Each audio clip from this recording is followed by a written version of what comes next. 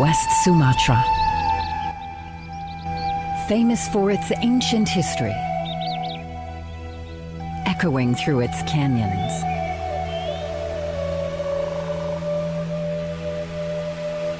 Wonderful contours formed by the tectonic slabs, with fertile volcanic land crossed by the grandeur of Bukit Barisan.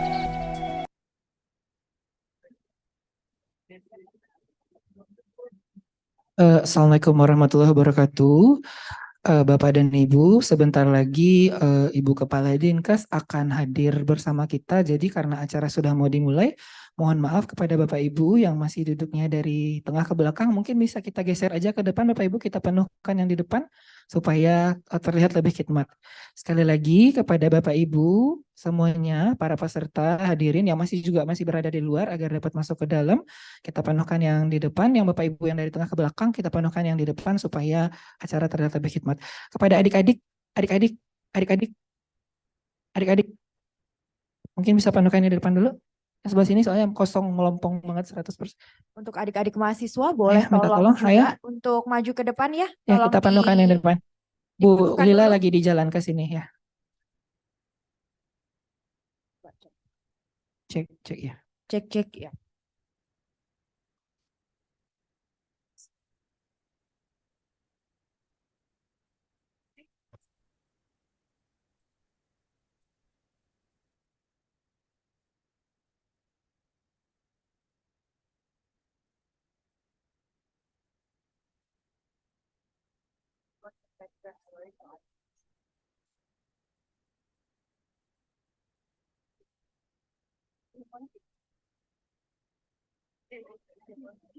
Baik, sekali lagi kepada Bapak Ibu, karena sebentar lagi acara kita akan mulai dan Ibu Kepala, Ibu Pimpinan Dinas Kesehatan Provinsi akan hadir bersama kita semua. Minta tolong Bapak Ibu kita penuhkan baris yang di depan supaya acara lebih khidmat. Jadi yang nanti datang belakangan bisa memenuhkan yang di belakang. Terima kasih Bapak Ibu. Assalamualaikum warahmatullahi wabarakatuh. Umar Syahrul bisa maju dulu. Penuhkan dulu depannya.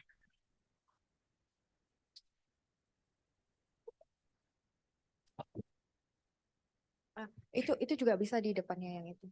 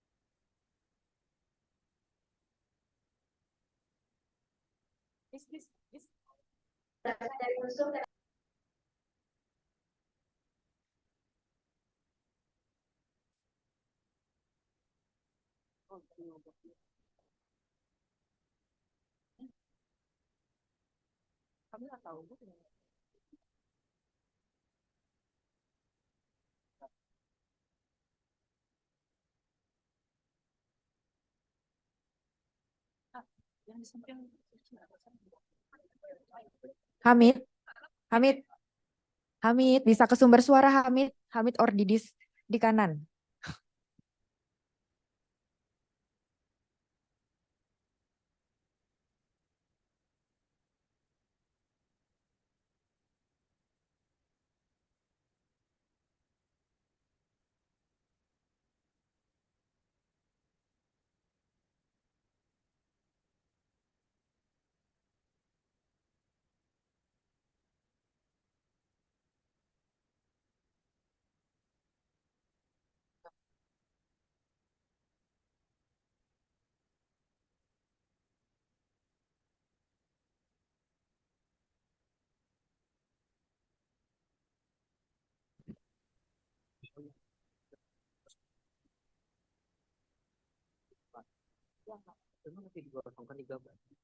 Nanti lah, terserah mereka kalau nggak ke situ.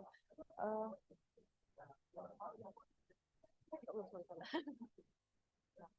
ya udah.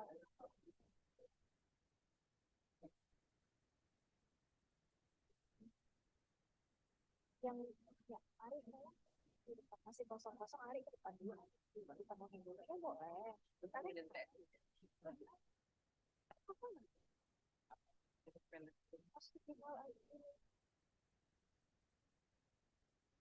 Udah kalau kita nggak mau jadi itu tapi nanti ke depan. Kosong.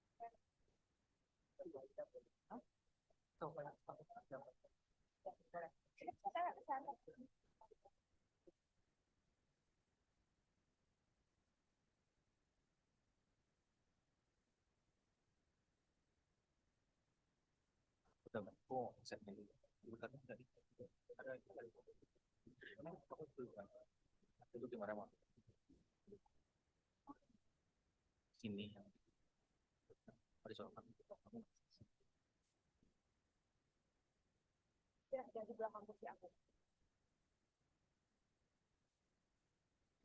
Kayaknya kan tuh.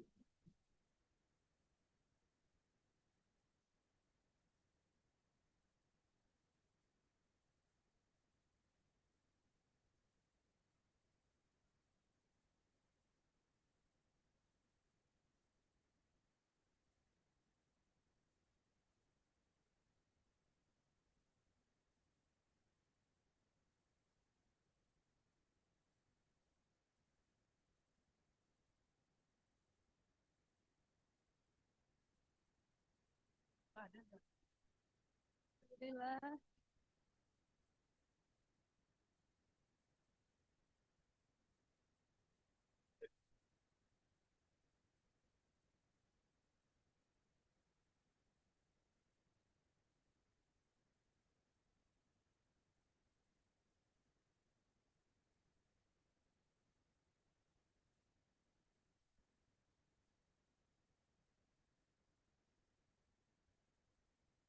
Kan aku sampai duduk demi.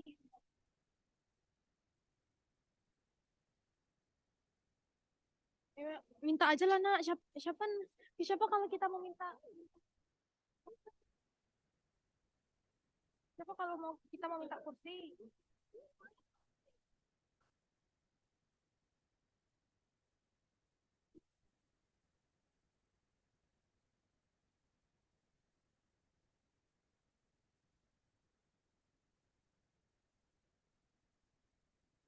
Kursi dong. Siapa minta tuh?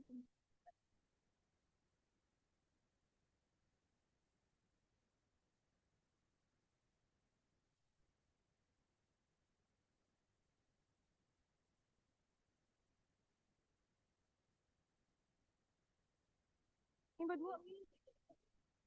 Itu apa? Oh, boleh.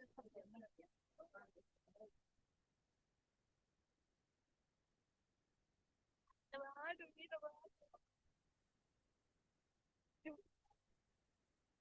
Ya, sila minum.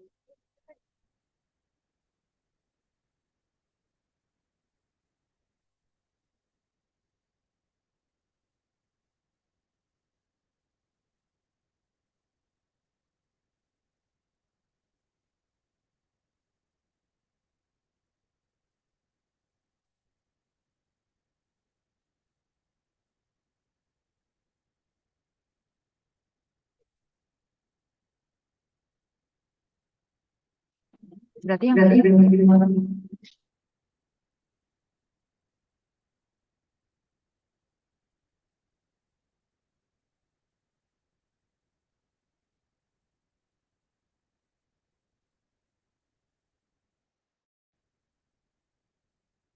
Boleh skip dulu.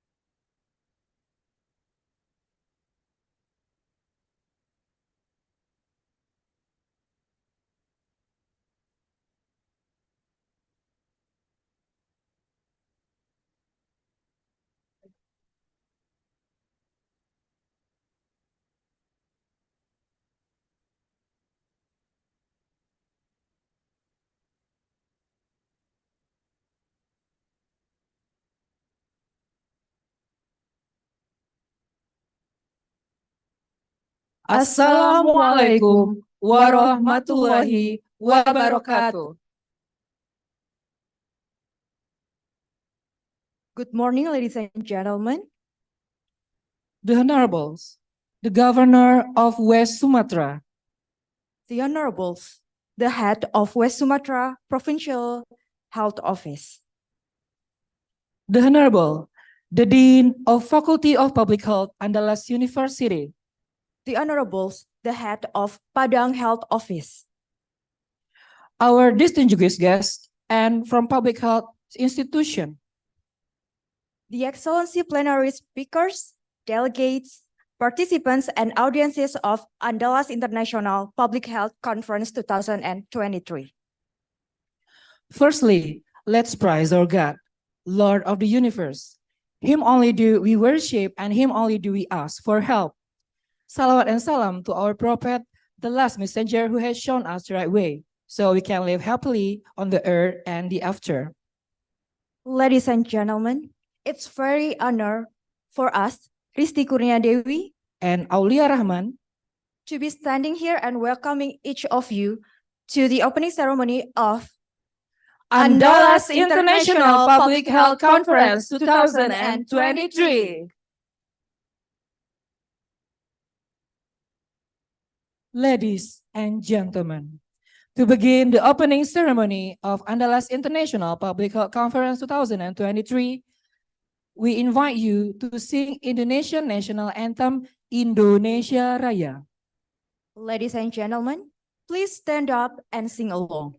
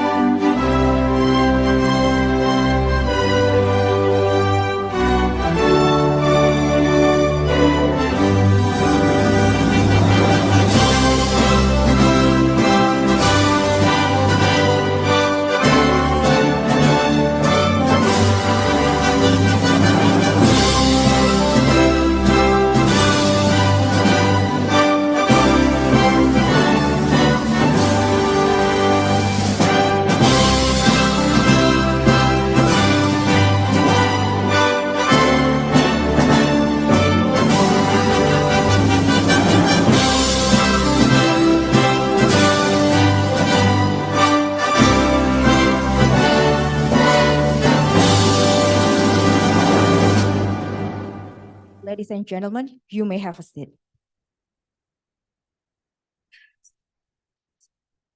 Dear audience, West Sumatra is one of special province that has so many cultural arts. One of them is traditional dances such as Tari Pasambahan. Tari Pasambahan is performed to welcome and honoring important guests and respective figures. So everyone, please welcome Tari Pasambahan.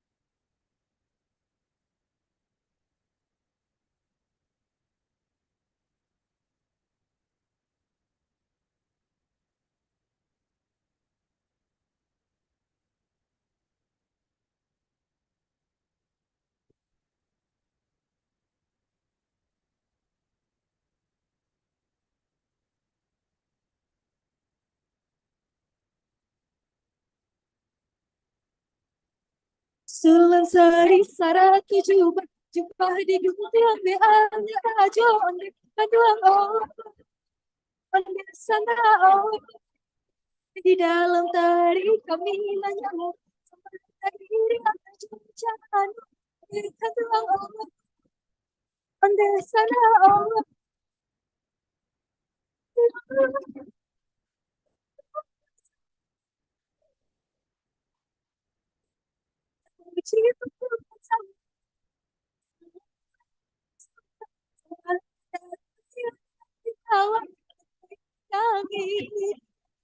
Ale menanti cobialah siri ada palapina sana di ale menanti onde sana sana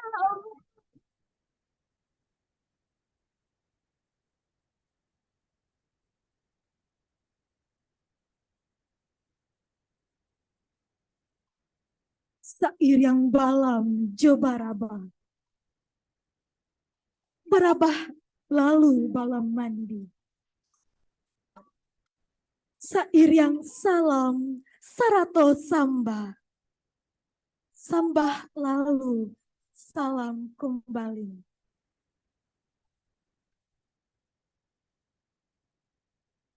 Kalau ambo kamaramba di ladang urang koto marapa. Bari kalau ambo kamanyamba lah tasuruah joninya mama di hadapan kita basamu.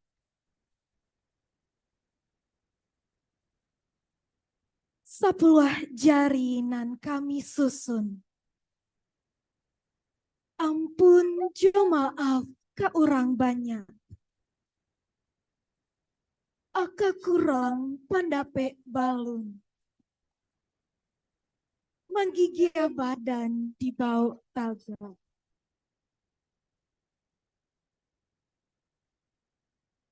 Ramo-ramo tabang malayang. Malayang kakutu tangga. Indah carano alang kapalang. Lah tibo di tengah-tengah. Tibo di lingkuang urang nan rape.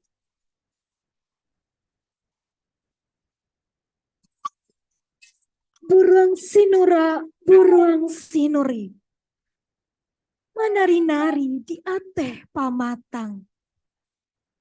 Siriah gala pinang manari. Mencaliak carano nanlah datang.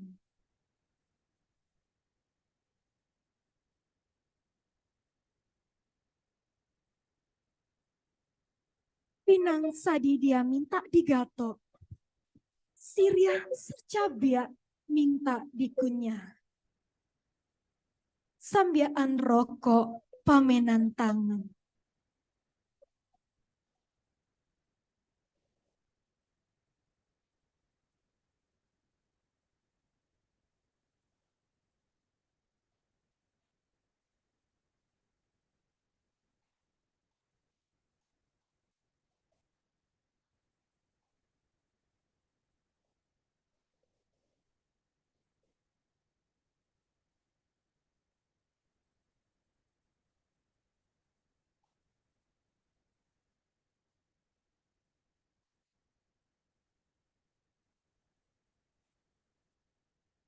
Tarantang tali di bawah janjang. Elok diambil pangabek sike. Kok dirantang namuah panjang. Elok dipunta nak singke. Putiah kape dapet diliek. Putiah hati baka adaan. Sekian sambah dari kami. Assalamualaikum warahmatullahi wabarakatuh.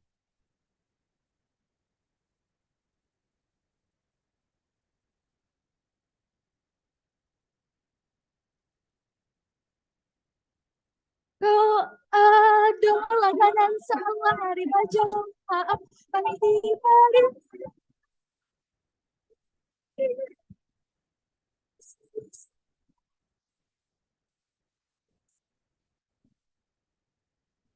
kami jauh dada paham dan talu pakaikan daranan talu palu satampu atina Kemuanan balon setahun jagung.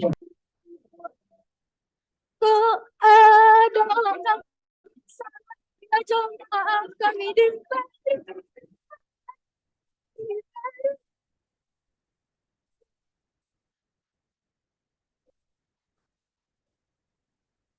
aku kami paham lalu daranan balon satampu atina Kemuanan balon setahun jagung.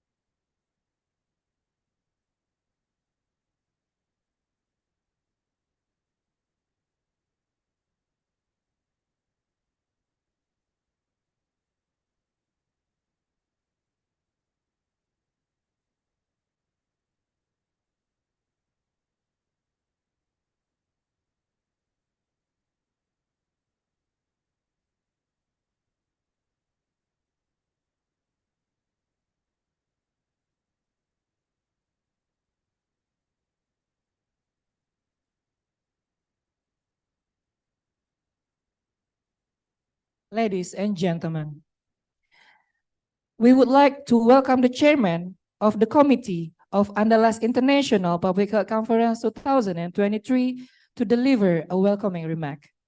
Please welcome Ade Suzana Eka Putri, PhD.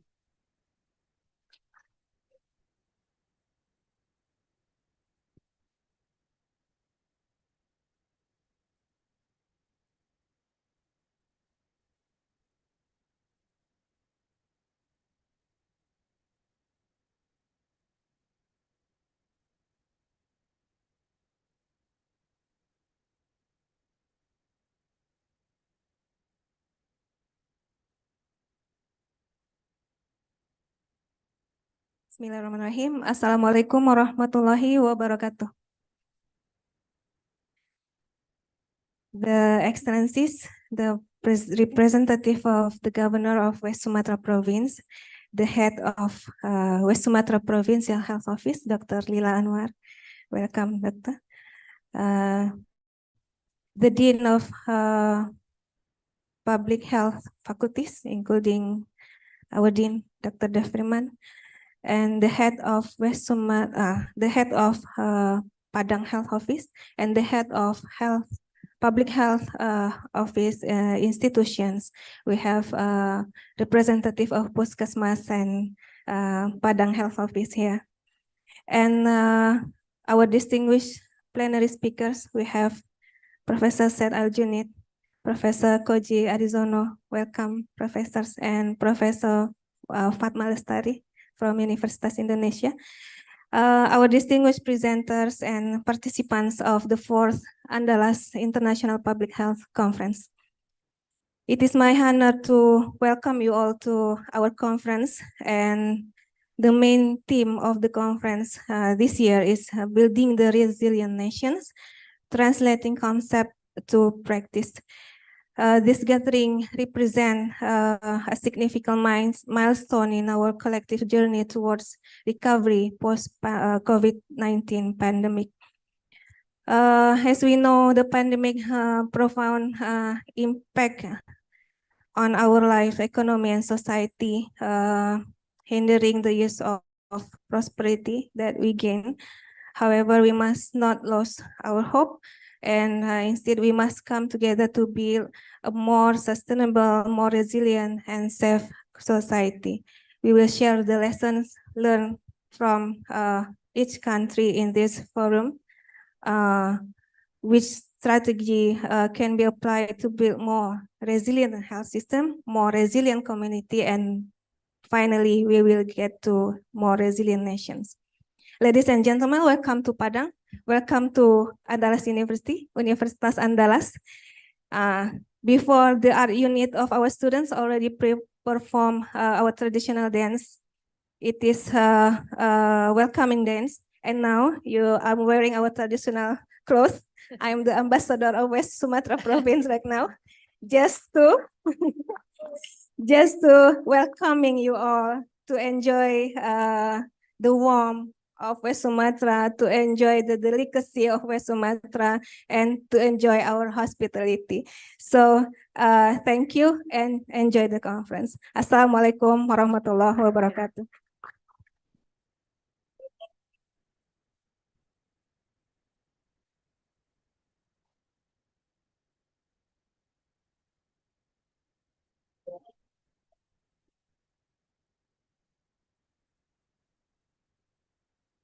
Ladies and gentlemen, we would like to invite the representative of the government of West Sumatra Province. Please welcome the head of West Sumatra Provincial Health Office, Dr. Lila Anwar.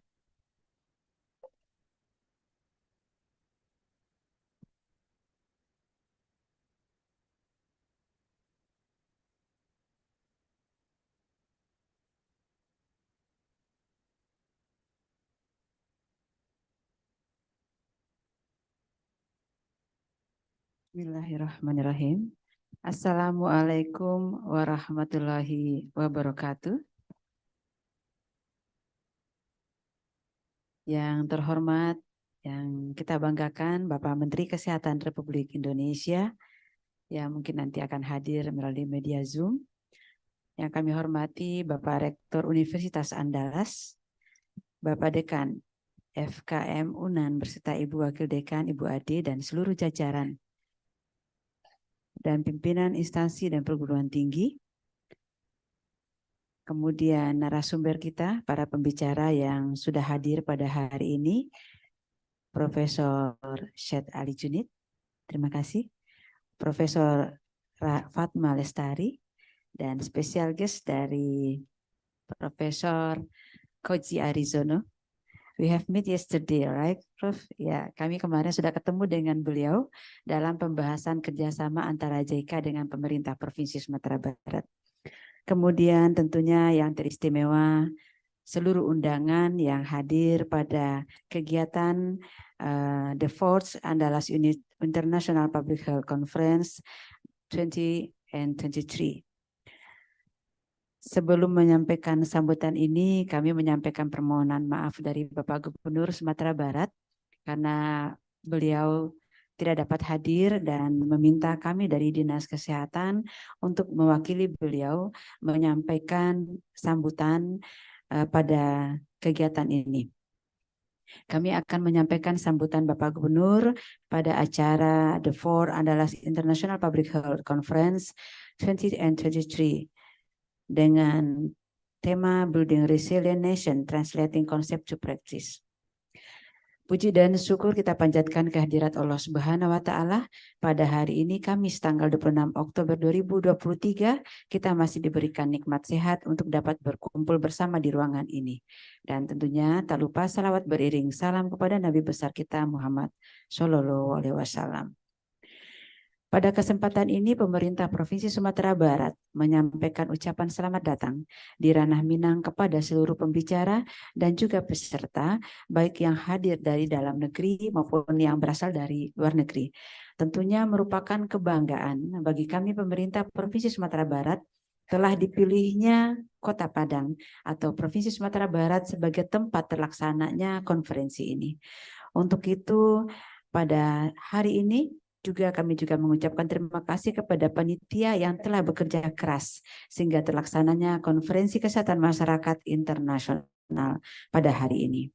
Dan merupakan kehormatan bagi kami untuk dapat hadir mewakili pemerintah Provinsi Sumatera Barat dalam memberikan sambutan dan juga tentunya agar kegiatan ini nantinya dapat dilaksanakan dengan lancar.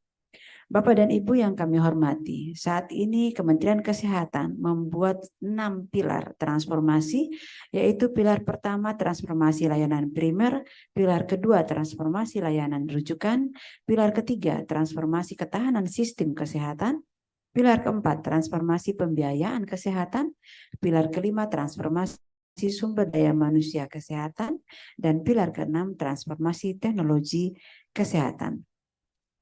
Tentunya transport ini diharapkan dapat menjadi percepatan untuk pelaksanaan peningkatan perwujudan derajat kesehatan masyarakat Indonesia dan khususnya juga tentunya di Sumatera Barat.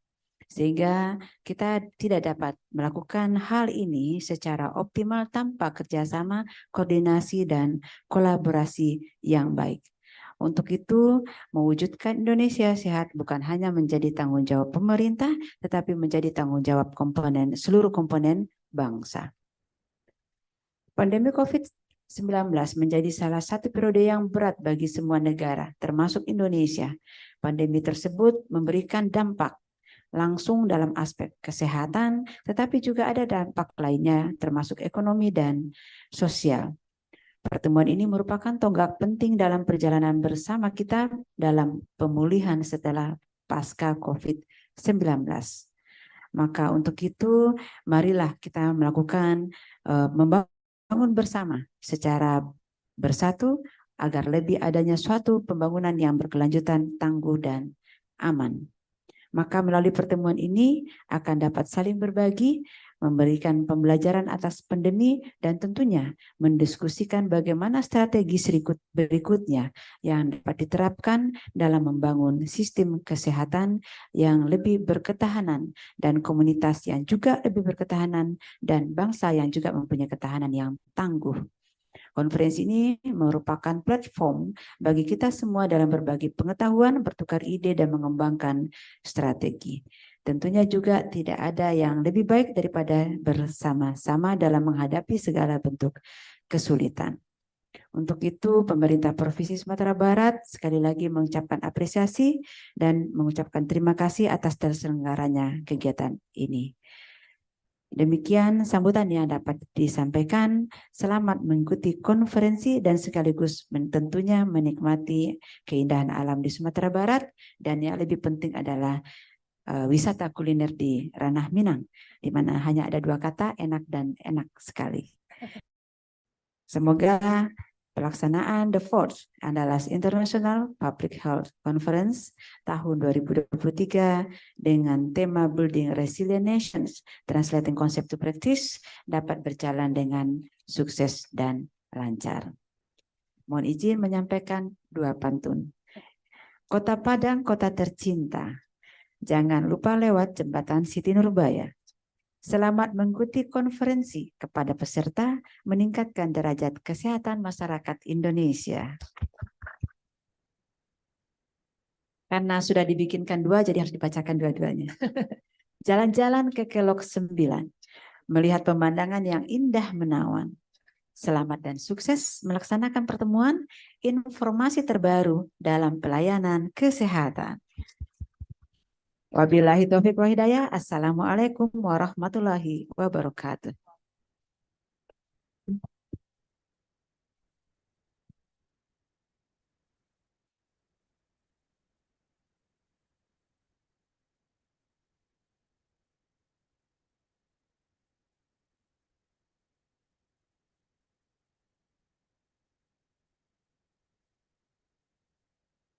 Ladies and gentlemen, to officially open the conference, we would like to invite the Dean of Faculty of Public Health Andalas University.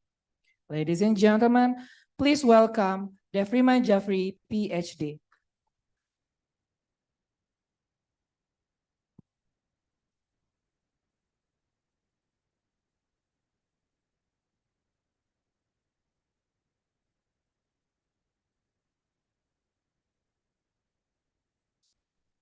Assalamualaikum warahmatullahi wabarakatuh.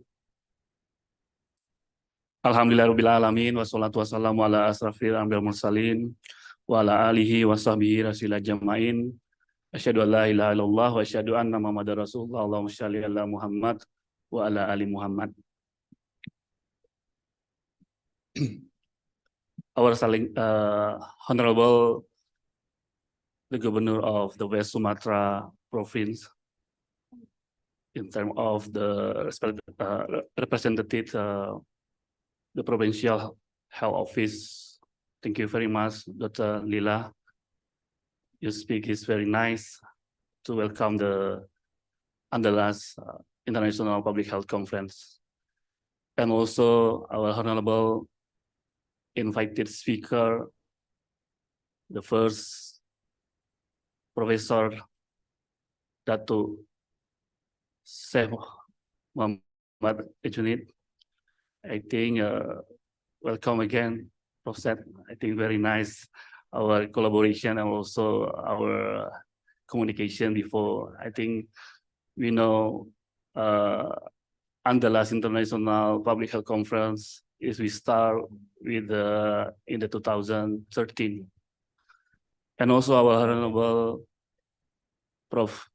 Koji from Japan, and also Prof. Koji, not the first time I think in Indonesia. So many collaboration with our government in Indonesia.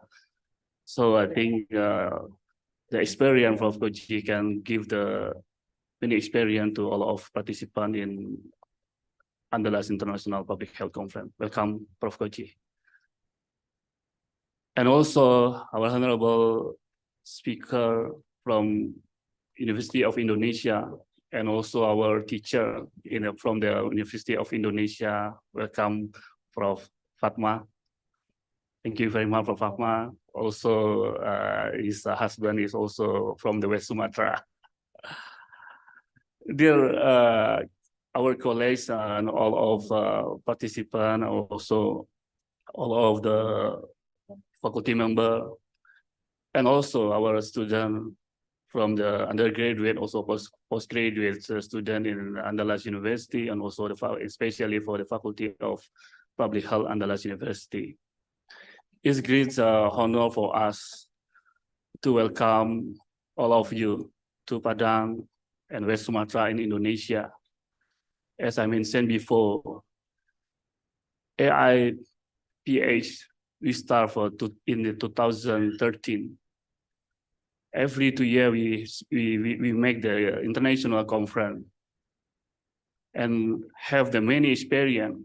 And we also make the international conference in Bali in 2018.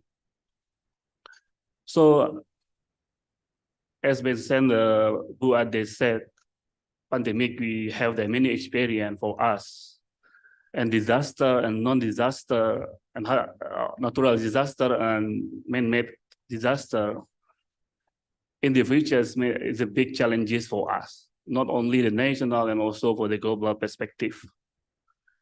So the theme and the topic for the now Andalas International Public Health Conference, we bring the resilient building is a one part for the management of the disaster and natural disaster, and also the man-made disaster like a COVID-19. We have many experience for the COVID pandemic. So I hope all participants can get the knowledge and also the experience for all of participants. As I know, we have the friend from Yemen and also from Malaysia, and also the one of speaker, our professor, I forgot about it, Professor Dr. Firasakti Chongsuviat from Thailand in the online Zoom. And I hope this conference, the fourth conference, also not only the sharing the knowledge, you can have global engagement each other to make the networking and also give the communication each other, all participants from the other province in Indonesia. Finally, I also appreciate to all of the committee. They already have hard work to prepare for this conference, and I hope give the appreciate to all of the team. Please applause for all of team in the Andalas University. So with the Bismillahirrahmanirrahim, for the IEPC 2013, I declare truly open. So I wish everyone can enjoy and get networking together, and I hope that conference is successful in the future. Thank you very much. Wabillahi taufiq wal hidayah. Assalamualaikum warahmatullahi wabarakatuh.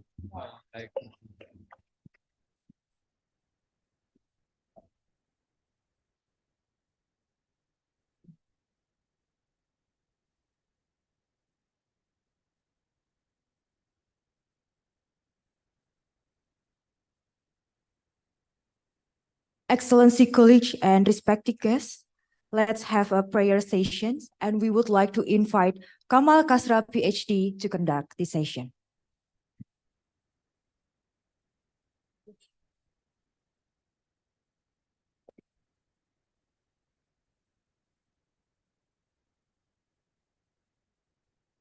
Assalamualaikum warahmatullahi wabarakatuh. Ladies and gentlemen, before we start the official conference, let's pray together. I will be leading by Muslim. Everyone may follow by heart. Alhamdulillah, alhamdulillah rabbil alamin. Wassalatu wassalamu ala asyrafil anbiya'i wal mursalin wa ala alihi wa ashabihi ajma'in. Amma ba'd. Ya Allah, dear God, we all bow down before you today to ask you, grant me grant us strength. Please give us the strength to gather through this hard day, today and forward. It is by your will that I can pass all this hard day. And I know it's very well that it is by your will, and I will not get strengthless today. Thank you for your presence, God. Ya Rab, we hereby pray for our parents. Please grant my parents good health, a long life, your mercy, and keep them safe. Our God, please enhance my knowledge and please favor me with light of comprehensions. Ya Rabbi, dear God, please protect us from all things that can harm us. We seek refuge in your magnificence. Please protect our brothers and sisters who are in struggle. Please save our brothers and sisters who are in need. May peace arise all around the humanity. Amin. Amin. Ya Rabbal Alameen. Assalamualaikum warahmatullahi wabarakatuh.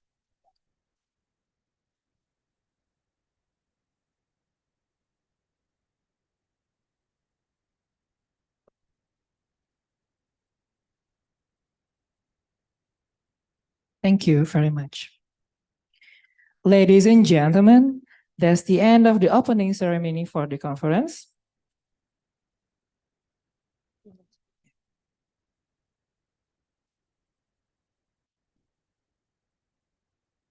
Here is the keynote speech delivered by Indonesian Minister of Health, Dr. Budi Gunawan.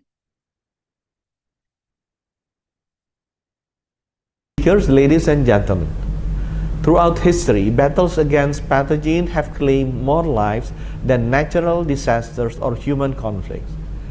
The Black Death alone led to over 200 million deaths, far surpassing the 85 million fatalities in World War II or 4 million lives lost in China's largest Yangtze River flood.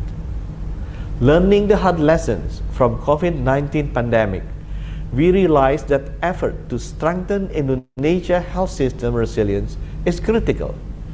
The Ministry of Health is fully committed to transforming its health system to better prevent, prepare, and respond to future public health threats. First, Indonesia has made significant strides in enhancing our surveillance capacities. We have standardized and digitized 300,000 primary care units at community level, ensuring basic surveillance using point-of-care testing. We have equipped and standardized 10,000 public health labs in every district for basic analysis. We are preserving the current 1,000 PCR BSL-2 labs for molecular biology testing in 514 cities.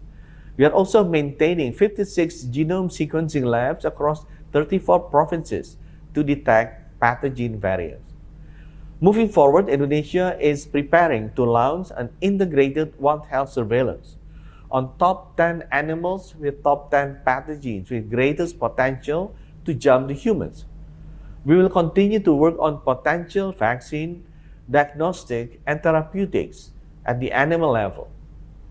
Second, Indonesia is expanding our vaccine research, development, and manufacturing capacities.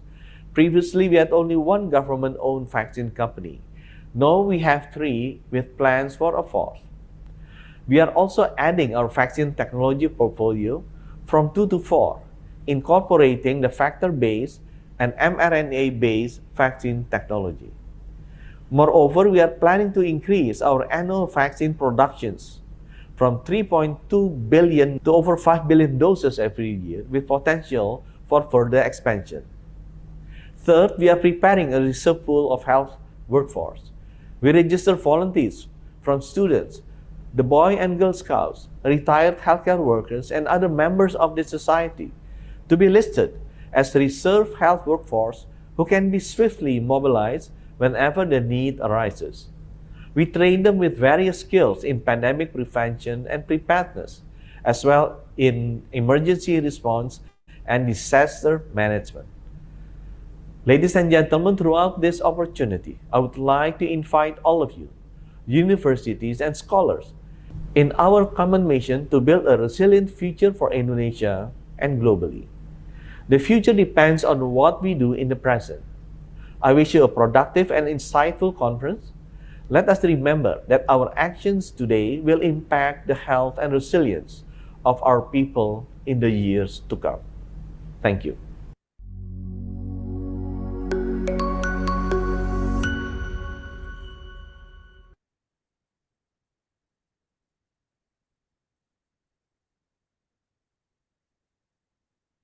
Thank you. Ladies and gentlemen, We come to the end of our opening ceremony. Before we end and start the plenary session, we would like to invite you all for a photo session. ladies and gentlemen, please stand up and go forward and give us your best smile. Bapak, Ibu, dan adik-adik mahasiswa, silahkan untuk ke depan untuk sesi foto bersama.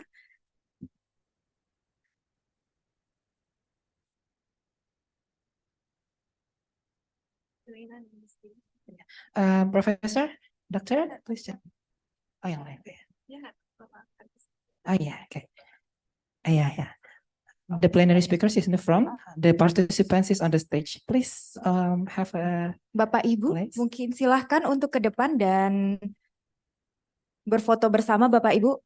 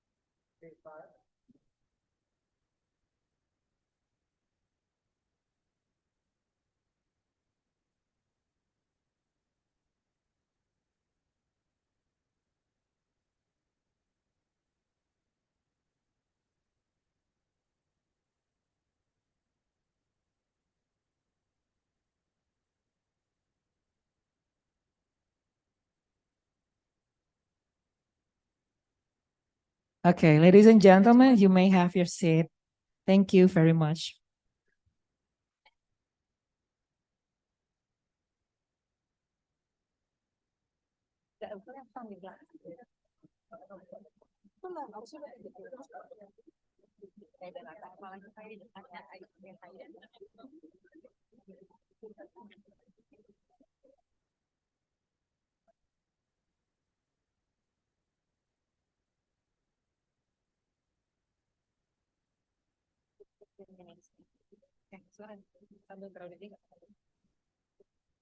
Ladies and gentlemen, we'll start our plenary session in 15 minutes. So while waiting our plenary session to start, you may enjoy a coffee break in front of our venue. Okay. Please come back to the venue in 15 minutes. Okay, Mr. Hamid and also the rest of the ambassador of public health, please guide the guests to the snack and the coffee break room. Thank you. Bapak Ibu, silahkan untuk menikmati coffee break di depan venue dan dimohon untuk dapat kembali ke dalam venue dalam waktu 15 menit karena setelah itu kita akan memulai plenary session kita. Ladies and gentlemen, we kindly remind you to be back to be here at 15 minutes because we will have a plenary session after that. Thank you very much.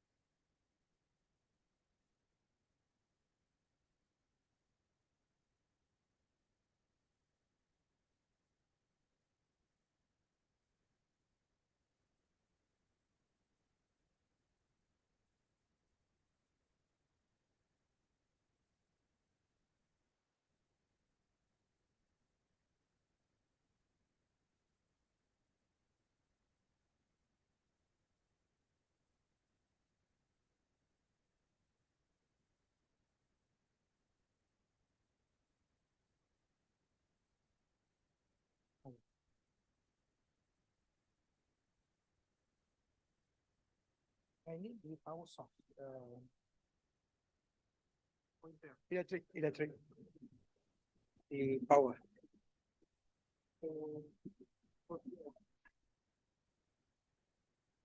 It's on for what? For it on, okay.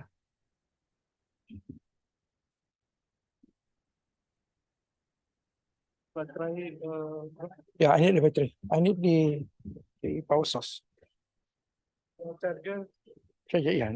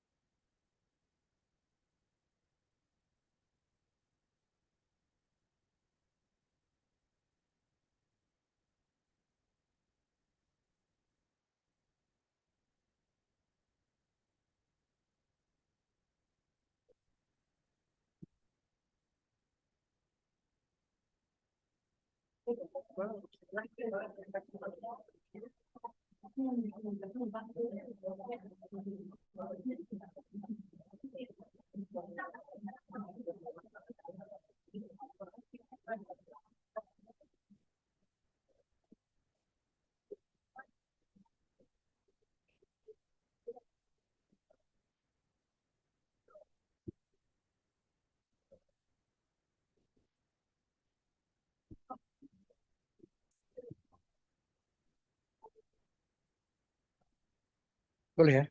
Okay, good.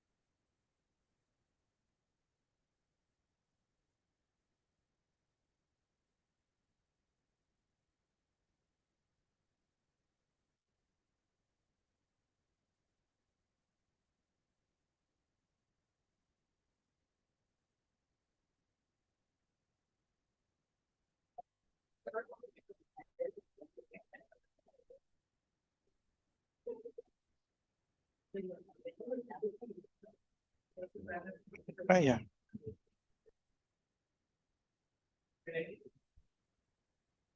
Mirror.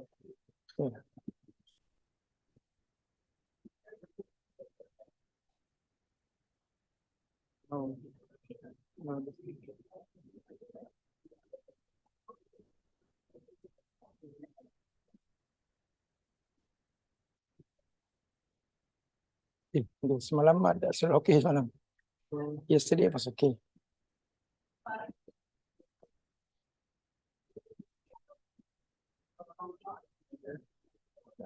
See.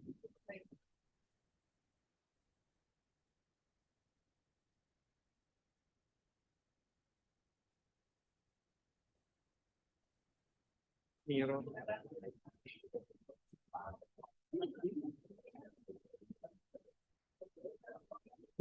Mirror.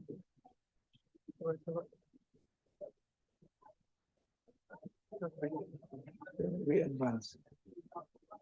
Change.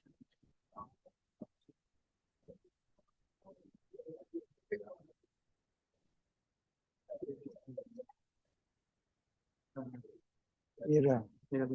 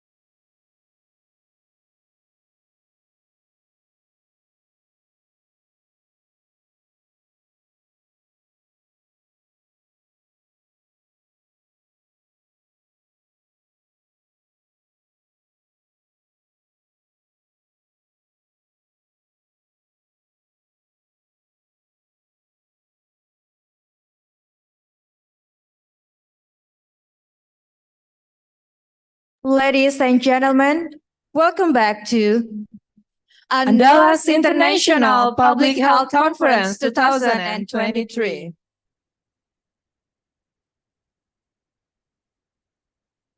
Ladies and gentlemen, in a few moments, we will start our first plenary session, which will be moderated by Ade Susana Eka Putri, PhD. Ladies and gentlemen, please allow me to introduce Miss Ade. She was born at June 5 at 1981 from Indonesia.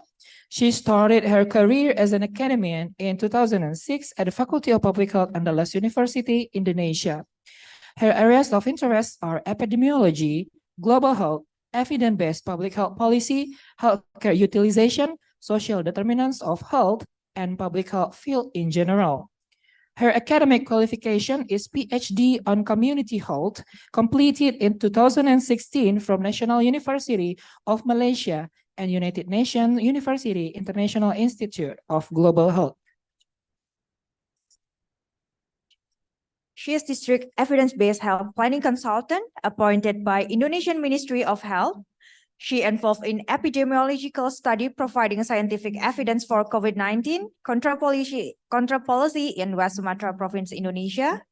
And in 2021, she involved in collaboration research with University of Huddersfield on embedding COVID-19 preparedness into local disaster risk reduction in Padang, funded by Newton Fund, British Council.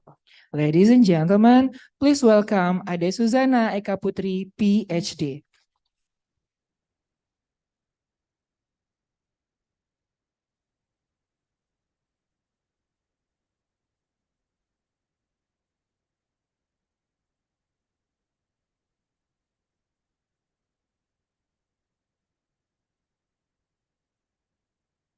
Bismillahirrahmanirrahim. Assalamualaikum warahmatullahi wabarakatuh. Good morning, everyone. Now, we will start our first plenary discussion.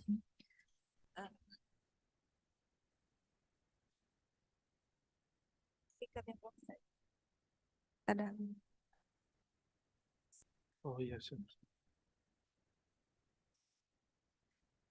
Okay. The title of our plenary this morning is The Fundamentals of Resilience. So we have our experts on this. Please welcome Professor Said Al-Junid and Professor Fatma Lestari. Please join me on the stage.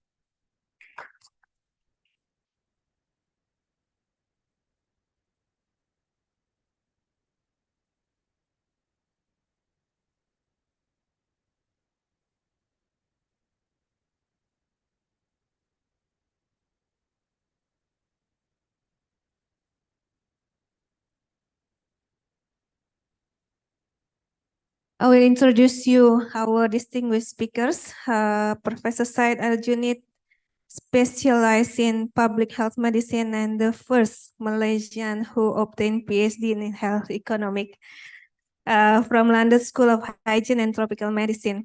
So if you read references regarding universal health coverage and Mills, yeah, bro, she is his supervisor. He obtained his MD from National University of Malaysia and then Master of Science in Public Health from National University of Singapore. And he was the founding head of International Center for Cosmic and Clinical Coding. And it was established in 2011.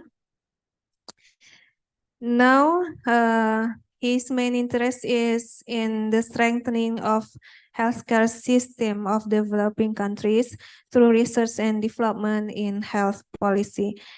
Now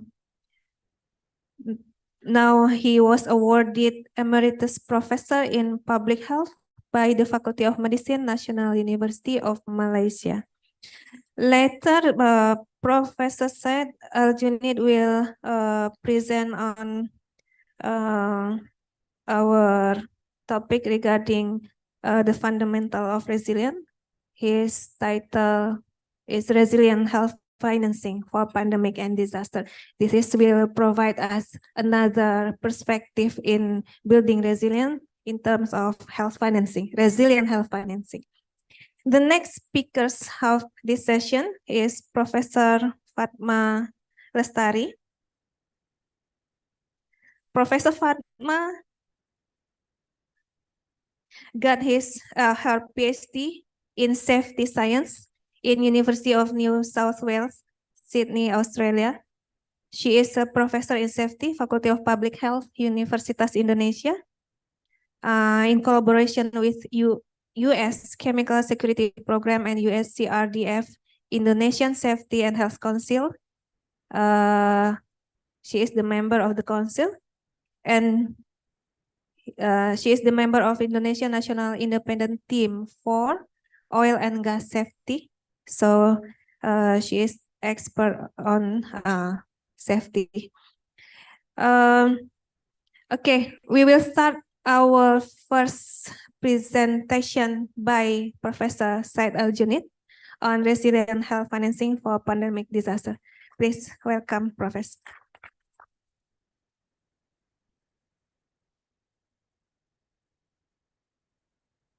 Assalamualaikum warahmatullahi wabarakatuh. And very good morning to everyone. Terima kasih Dr. Adi, Dr. Fatma dan rakan-rakan semua. I try to speak both in bahasa Melayu and bahasa Inggeris ya. Kalau bahasa Melayu bercampur-campur dengan bahasa Indonesia ya. Should be okay. Okay, I will be talking about the financing aspect of pandemic and disaster.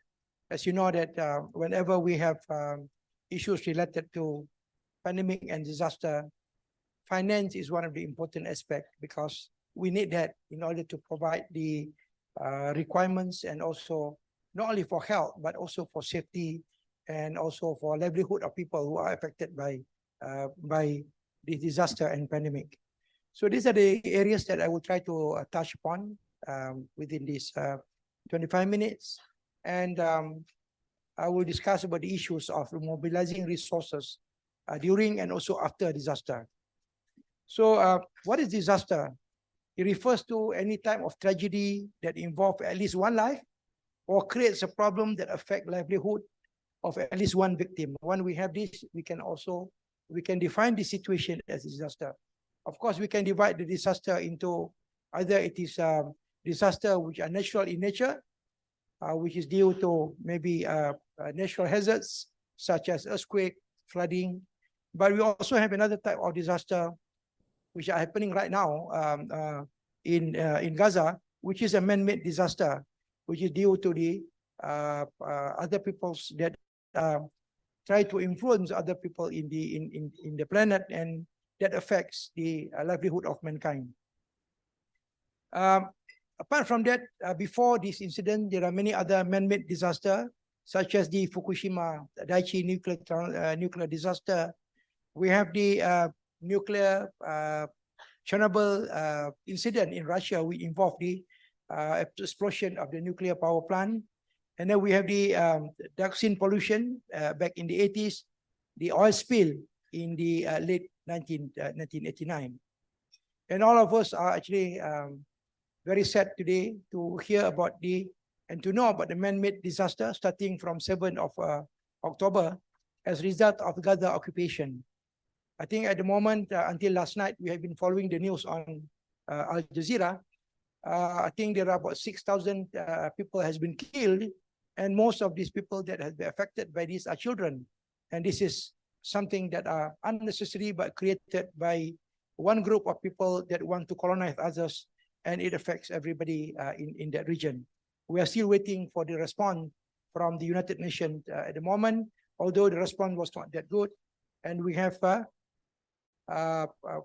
powerful countries, the European Union, the Americans are trying to veto whatever we want to do to support people in Gaza. Let us pray for Gaza and Palestinian people. So natural disasters can come into various types. It includes the hydrometeorological disasters like floods, tsunami, or issues related to geomorphological disasters such as landslide and avalanche, and also earthquake and tsunami. I think most of us are still fresh in our mind on the incident in 2004, which affects many parts of the world. And one of the worst area in Indonesia affected is the Aceh. It started off as an earthquake, and then after that it spreads to many countries, and nearly about 1.6 million were displaced.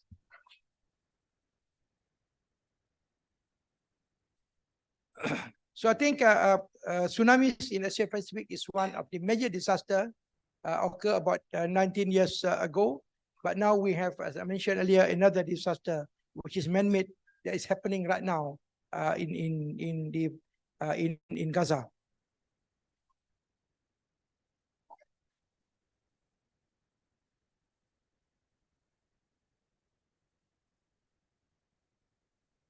In terms of pandemic, which is another kind of disaster, most of these, of course, is biological related. We have in the 14th century, the Black Death, which probably killed about 75 to 200 million people. The cholera pandemic, in 1918, we had the Spanish flu, which actually mortality rates, the number of people who died is around 20 to 50 million. In early 2000, we have SARS outbreak. And also later on in 2012, we have MERS outbreak, which affects 27 countries, but the number of deaths is quite small. And of course, in 2019, we have the COVID-19 pandemic, started on the late 2019, but it was declared as a pandemic in March 2020. This year, in 5th of March, WHO declared that the pandemic is over. But if you look at the aftermath of the pandemic, until last few days, we nearly have about 700 million people affected by this disease, with nearly about 10% mortality rate, which is 6.9%, 6.9 million, and all the countries in the world, plus the regions, 213 countries and regions are affected by this.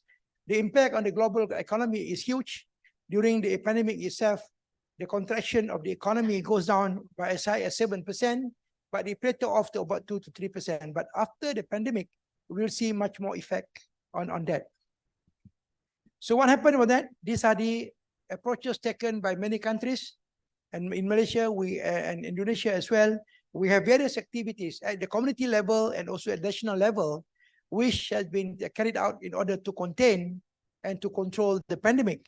It includes things like intervention at the personal level, like wearing masks, social distancing, and then at national level, including things like, for example, the movement control order, where people are not allowed to actually move around. And that has effects a lot in terms of economy and also in terms of the mental health of people. I want you to get to participate in this short survey. I want to see what is your views on this. Can you scan this? Can you scan this with your handphone?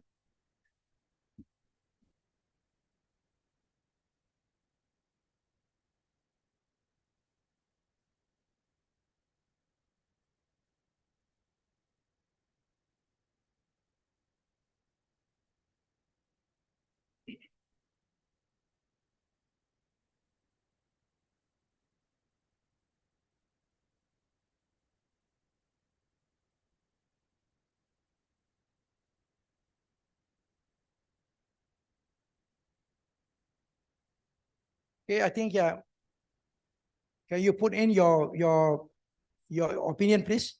Which of the following are effective in managing COVID-19? Just give your views. We have physical distancing. We have wearing of masks, COVID vaccination.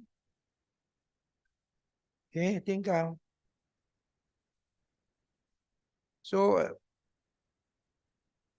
so we can see here that COVID-19 vaccination is one of the favorite choice here. Although, you know, in many countries, especially in my country itself, in Malaysia, we have a lot of issues with the people who are against the vaccination program. Physical distancing, and also of not many people believe that physical distancing is an important features of that. Okay, so COVID-19 vaccination seem to be the best choice. I think as a public health professionals, we support a lot of this primary prevention. Yeah. Okay, let's move on.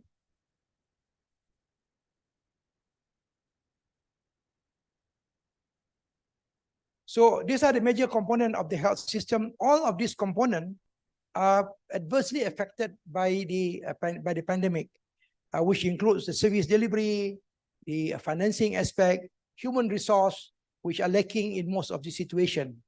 You look at the cost of treating COVID-19 in Malaysia itself, it ranges from 4 to 6% of GDP, which means that most people would not be able to pay for these services. Government had to come in and provide the support, to provide the resources.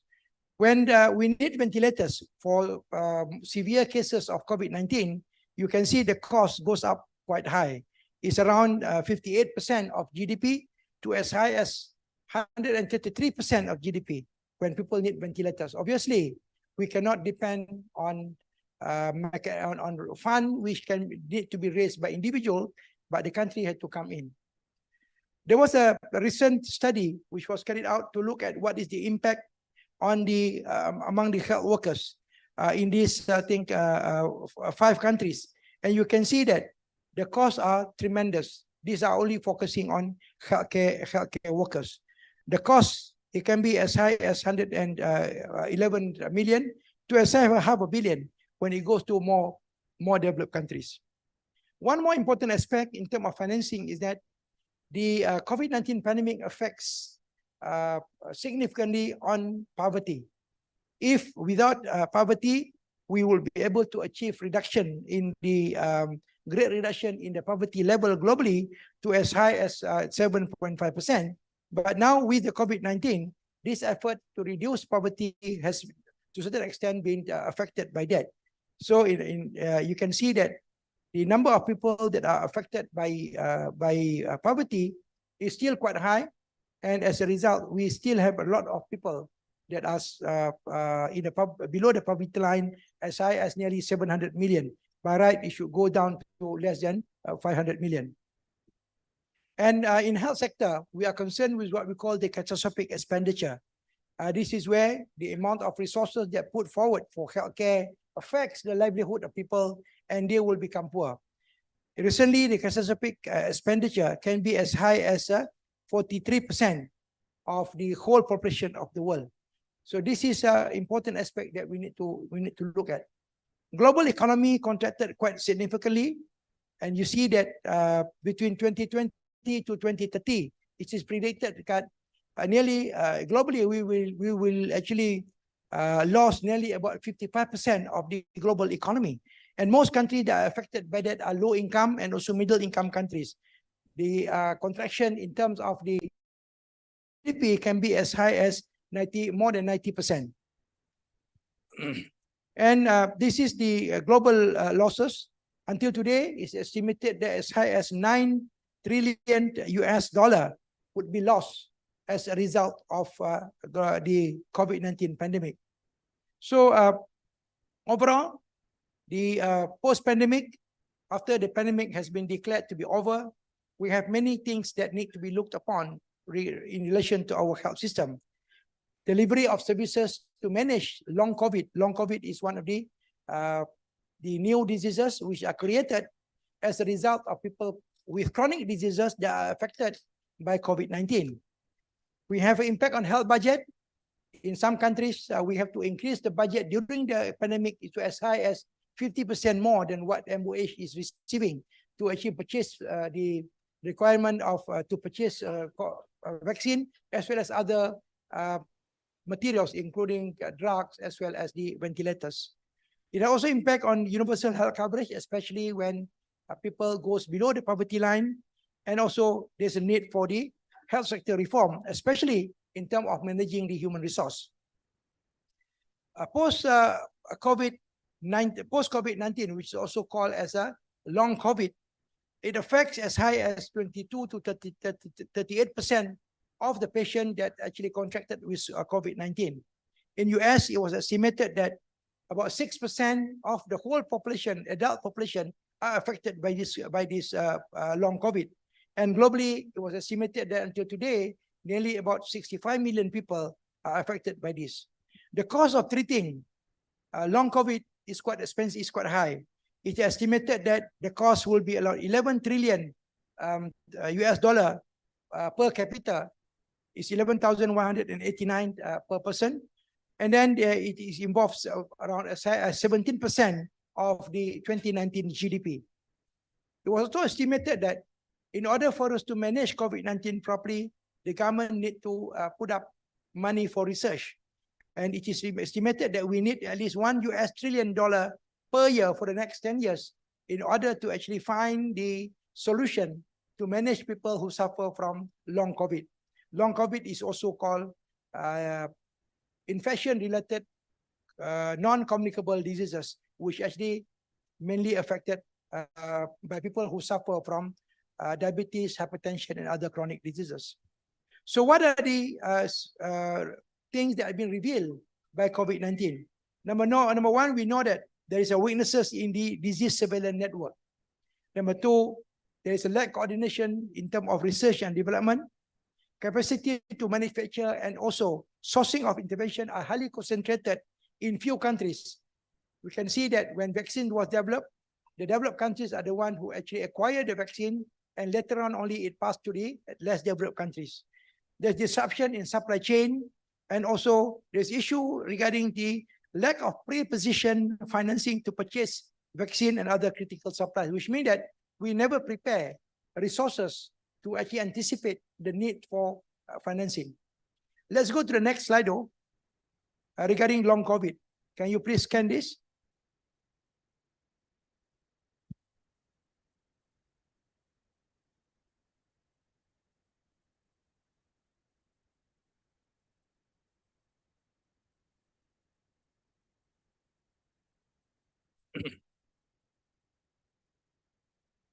Long COVID is a major health problem affecting population in the near future.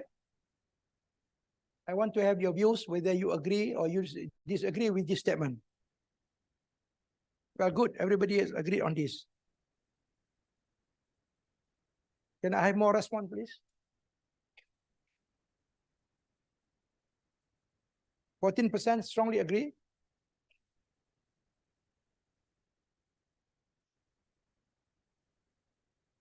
Do you manage to scan the barcode or not, the QR code?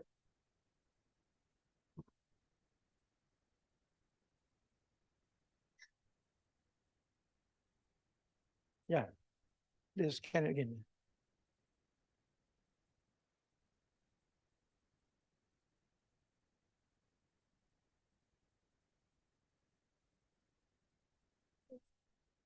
Yeah.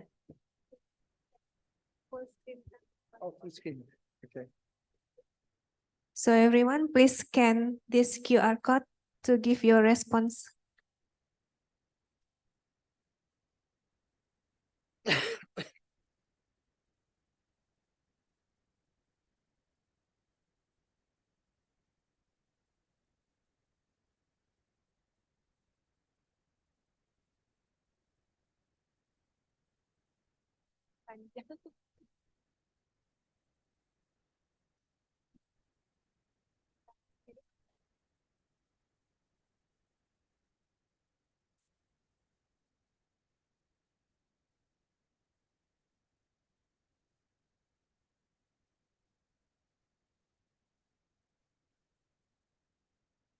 Okay, most of you agree, either agree or strongly agree on this. That's good. Okay, let us move on.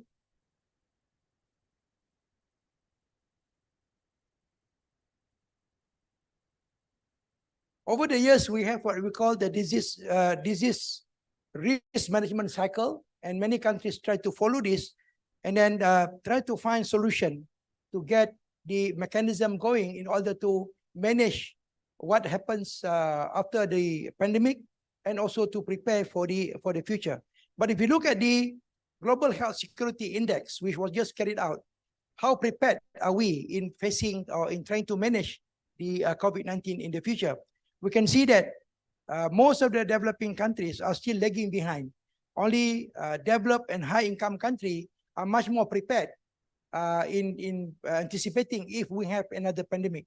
And in the future, WHO is throwing the idea of we might have another outbreak, which is called at the moment as a pandemic X. They haven't named the biological agent yet, but it will probably be coming. Nearly about 675 million US dollar is required during the COVID-19 itself, during that acute phase. But of course, this is just a drop in the ocean in terms of the resources that are required, because as we know that cost of managing COVID-19 pandemic is huge, and it might be as high as about 9 trillion US dollar. So what are the source of financing? For those who are involved in studying health economics and financing, we know that we have a public and private source of financing. Public source, the most common in many countries are still general taxation. Sometimes we have earmark tax, and in Indonesia, you have moved towards the social health insurance program, which is one of the good thing. However, in private source of funding includes direct out-of-pocket payment, which we are concerned with when it goes beyond more than 20%. I think in many countries, developing countries, it is still much higher, which can lead to high level of inequity. Things like, for example, private insurance and donation seem to be source of funding that are quite important in trying to manage the pandemic. When you look at taxation itself, most countries depend on this, especially developing countries, and tax come from income tax and also tax on goods and services. However, this is not the most reliable source. The reason is because many countries that depend on tax will not receive good amount of resources in healthcare, and much more less if we are talking about trying to mobilize this for the disaster. But this is the most available source of funding. Earmark tax, which includes sin tax, tax on cigarette and also alcohol, has been used in many countries. But of course, the amount of resources that can be gained from this taxation is still quite small. Loans normally are taken by government. It's called a deficit financing. The source can be coming, the loan can come from international agency like World Bank, IMF, or Asian Development Bank. But of course, the problem is that you take loan, the country has to pay back in long term. And that means that in many countries, you need to raise tax in order to pay back the loan. Direct out-of-pocket payment, where people pay directly out from their own income, is not, again, a reliable source because the quantum is quite small and it is highly regressive. People who are in lower income group would be more adversely affected than those in the high income group. So the poor would be adversely affected if we have to depend on direct out-of-pocket expenditure. Social health insurance program probably is one of the best source for funding for healthcare in many countries, because most of the countries, most of the situation, we run the social insurance as a mandatory insurance. I think in Indonesia, you have launched this in 2014 under the GKN, and most of the European countries have established the social insurance from there on. The good thing is that the source of funding would be stable, and it actually come from various sources, including contribution from the government itself for the poor, and also contribution from individuals that have the capacity to pay for the premium. The premium will be very low. For the disaster, people are talking about private insurance as a source for funding for disaster. However, private insurance for disaster is not that easily available in many developing countries. This is because the premium is normally quite small, and in many countries, the private insurer wouldn't have much interest to provide this because the costs are a lot. It also leads to very high premium. So the other source of funding, when we talk about disaster, is public donation. Can public donation be a source of reliable source of funding, where people contribute certain amount of resources from their own income, and that is provided to the community? That's what happened during tsunami. During tsunami, many countries try to raise this fund through public donation, and even public donation are also being raised by government itself by getting this funding from more rich countries or by the NGOs. However, you must remember that our experience during tsunami itself is not that good. Oxfam survey shows that whenever there is a funding from donation that have been collected, most of the victims that are badly affected by the disaster and also by the pandemic are not the one who receive the donation. The way that the resources are being distributed to the population, there is a lot of obstacles. For example, here there's interviews on some people that shows that the people who are directly affected for that, it may not be. For example, this is during tsunami in Malaysia, the money actually that been donated to the NGOs doesn't go beyond the village statement. He the one who actually kept all the money, and the people who actually suffer from this condition may not be there. This is what we call the mystery of tsunami aid. Even the direct aids, like for example, buying of boats and all that, will not reach the real population. We also learned a bitter lesson regarding the donation and also sources that are managed by government during the pandemic itself. There's a lot of corruption going on when money are being allocated from the public coffers to the victims of the COVID-19. This is rampant during the health system, where government try to reduce the control mechanism to spend and purchase the emergency resources. Vendors bribe the government official to get contracts. The delivery of the services are very poor because they provide this contract to those who have contacts and cronies of the leaders of the country, and it may cover things like drug, IT supplies, and also other testing kit. It can involve petty corruption, procurement of corruption, black markets, data manipulation, as well as corruption involving health workforce and the recruitment as well as staff that are required to manage the pandemic.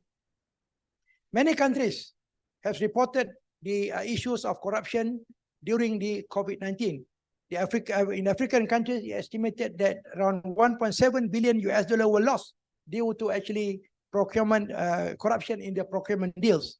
In Malaysia itself, our past prime minister are being tried on 25 cases of corruption. The case is still ongoing in the court today. Even developed countries like UK are not spared. The minister of health of UK, for example, were accused of actually buying the ventilators much higher than the actual price on the market, and some of this might go in the form of corruption to the political parties.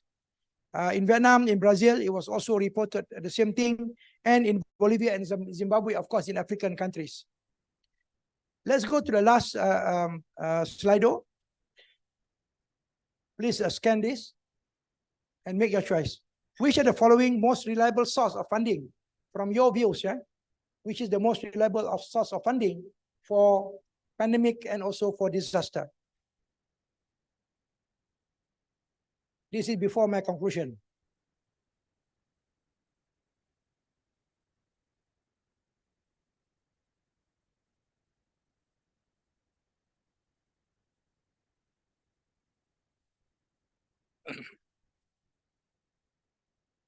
Can you try that now?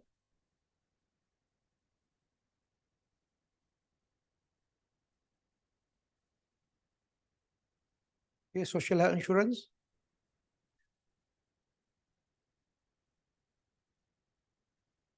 Any other choice?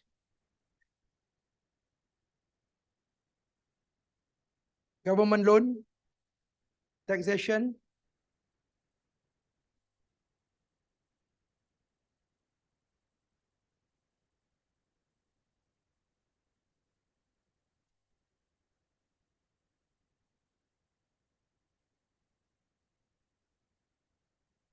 Okay.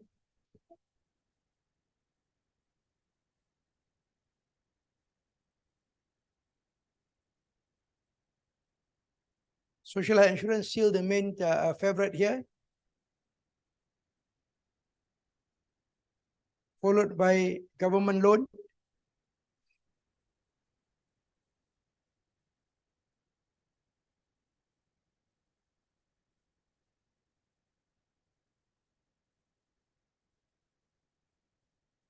Okay. Let's move on.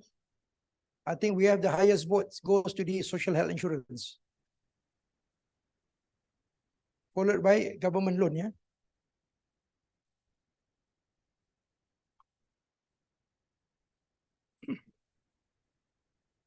So basically, if you look at the health financing model, we normally in each country we normally have what we call a hybrid system, where there is a combination of various sources of funding: social health insurance, taxation for the poor, and also private insurance, especially for those who are in the upper income group. This is what we call the hybrid health financing system. But what is the best for disaster management? So disasters and pandemics are major problem affecting global health today. Costs of managing disasters and pandemic are humongous, and is normally beyond the capacity of most middle and low income countries. There's urgent need for developing countries to enhance the health system as a part of risk management for future pandemics, probably, and disasters. And I believe that social health insurance, followed by taxation, are probably the most reliable source of funding to manage disasters and pandemic. Thank you so much for your attention, and I end my presentation here. Assalamualaikum warahmatullahi wabarakatuh. Ya, boleh. Ya. Ada slide-nya di Zoom. She has a slide that she wanted. Okay, silakan. Okay, thank you, Professor Said Al-Junid. The next presenter for this session, please welcome Professor Fatma Lestari.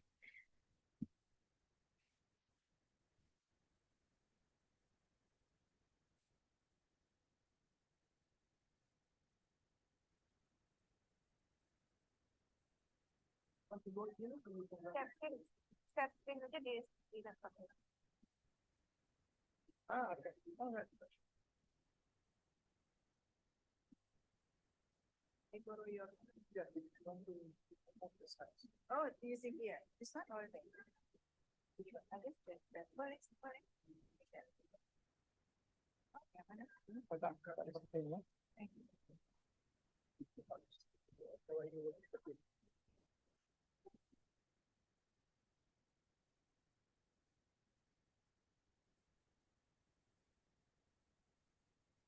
So this is a kind of capacity sharing, Prof. Laptop sharing between the two professors. Okay. Pantun dulu ya, Bu. Pantun dulu boleh? Ya. Daun sirih, buah markisa. Pergi ke Pariaman, petik daun salam. Terima kasih atas sambutan yang luar biasa. Izinkan saya mengucapkan salam. Assalamualaikum warahmatullahi wabarakatuh. Thank you very much for inviting me on this prestigious Andalas International Public Health Conference 2023 with the topic Building Resilient Nations, Translation Concept into Practices, which we think this is a very important points and also many lessons learned that we have already learned from pandemic COVID-19. And also we are, as our Ministry of Health mentioned before, that we need to anticipate for future pandemics and also public health threats. As you know, after the pandemic COVID-19, several infectious diseases also facing our global health. I'm also lecturing in global health, which is in Indonesia, several issues related to global health, also pandemic COVID-19, but also long-term of COVID-19, as Professor Shad mentioned. And we still have homework for tuberculosis. We still have homework for non-infectious diseases, such as stunting, and other global health issues. I would like to also thank to Universitas Andalas, Faculty of Public Health, and also Honorable our Dean, Faculty of Public Health, Devriman Jafri, PhD, who are one of the best alumni from Universitas Indonesia. And I guess, please applause to our alumni here, not only the Dean of Public Health, UNAN, but also other colleges, staff from UNAN who are graduated from Universitas Indonesia. Hopefully this collaboration will continues and we can collaborate either academics or research. So today my talk is about, does resilience inequality exist? Lessons learned from COVID-19 pandemic. And I would like to award or reward for those who have the best questions, yeah, Ibu Ade, yeah. Who delivered the questions after during this plenary session, our books, lesson learned from pandemic COVID-19 in Indonesia, which bilingual Indonesia and English, so will be presented to you through the committee. So the outline of my talk today, a little bit introduction, natural disaster in Indonesia, impact of disasters on health facilities, Indonesia local knowledge in disaster management, lessons learned from COVID-19 pandemic, and sharing our research on disaster management in Indonesia. I'm also currently assigned by our rector as a director of Disaster Risk Reduction Center, Universitas Indonesia.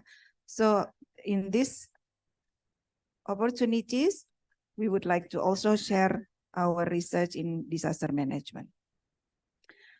So, you know, as these days, we are facing the wildland fires. Some of them, the smoke probably reached Malaysia, isn't it, Professor Shed? The air pollution.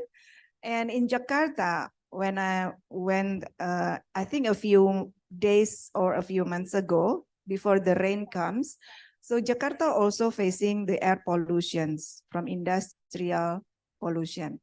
So the picture here, when I went to Palembang, there was a very big, large wildland fires we are facing at that time because of the wildland fires from one of the location in Palembang, which causing air pollution. So this is also the public health issues that we need to address.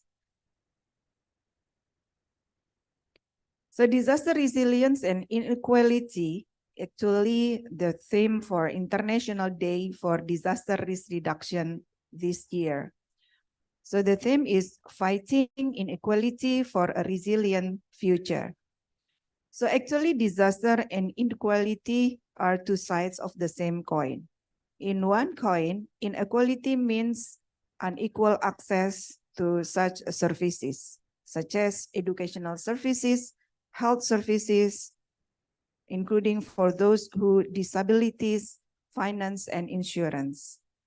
So this condition leaves the most at risk exposed to the danger of disasters. When the disaster strikes, it may cause the community becomes poorer. Disaster impacts exacerbate inequalities and push the most at risk further into poverty. And based on the UNDRR Sendai framework, declared to accelerate action to strengthen disaster resilience. So we actually need to improve our disaster resilience for the future and also no one left behind. Fighting inequality for a resilient future. So is the theme of this year, International Disaster Risk Reduction, and also to renew the commitment for all the leaders among international.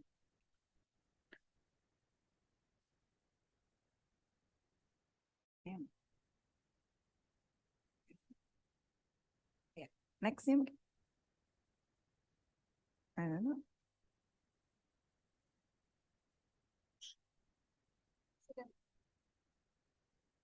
Oh, kebanyakan ya. So why is it important to build disaster resilience? Of course, our aim to protect human lives, asset and property, and as well as reputation. As you may know, when there is a wildland fires, there is a air pollution, so our country reputation is in jeopardized. And also the aim is to reduce disaster loss and impact, and it becomes nation's resilience. And as you may know, many nations extinct due to disaster. One of example nations extinct due to disaster is Aztec during 1545, at which Aztec community experienced a mysterious high fever, headache, mouth, nose, and eyes bleeding. The pandemic caused 15 million Aztec people die, or 80% of the population within only 5 days. Other nations that extinct due to disaster, such as Maya, cause of flood and earthquake, Pompeii, volcano eruption, and volcanic ash. As you can see in the picture at the bottom is the Pompeii people, which are stay as they were activities during the volcano eruption and volcanic ash. So the people of Pompeii were dibekukan gitu ya, frozen by the volcanic ash for future generation to learn about this situation. And Atlantis related to tsunami, Romawi and Yunani, earthquake and tsunami, and Samud nation because of pandemic and earthquake.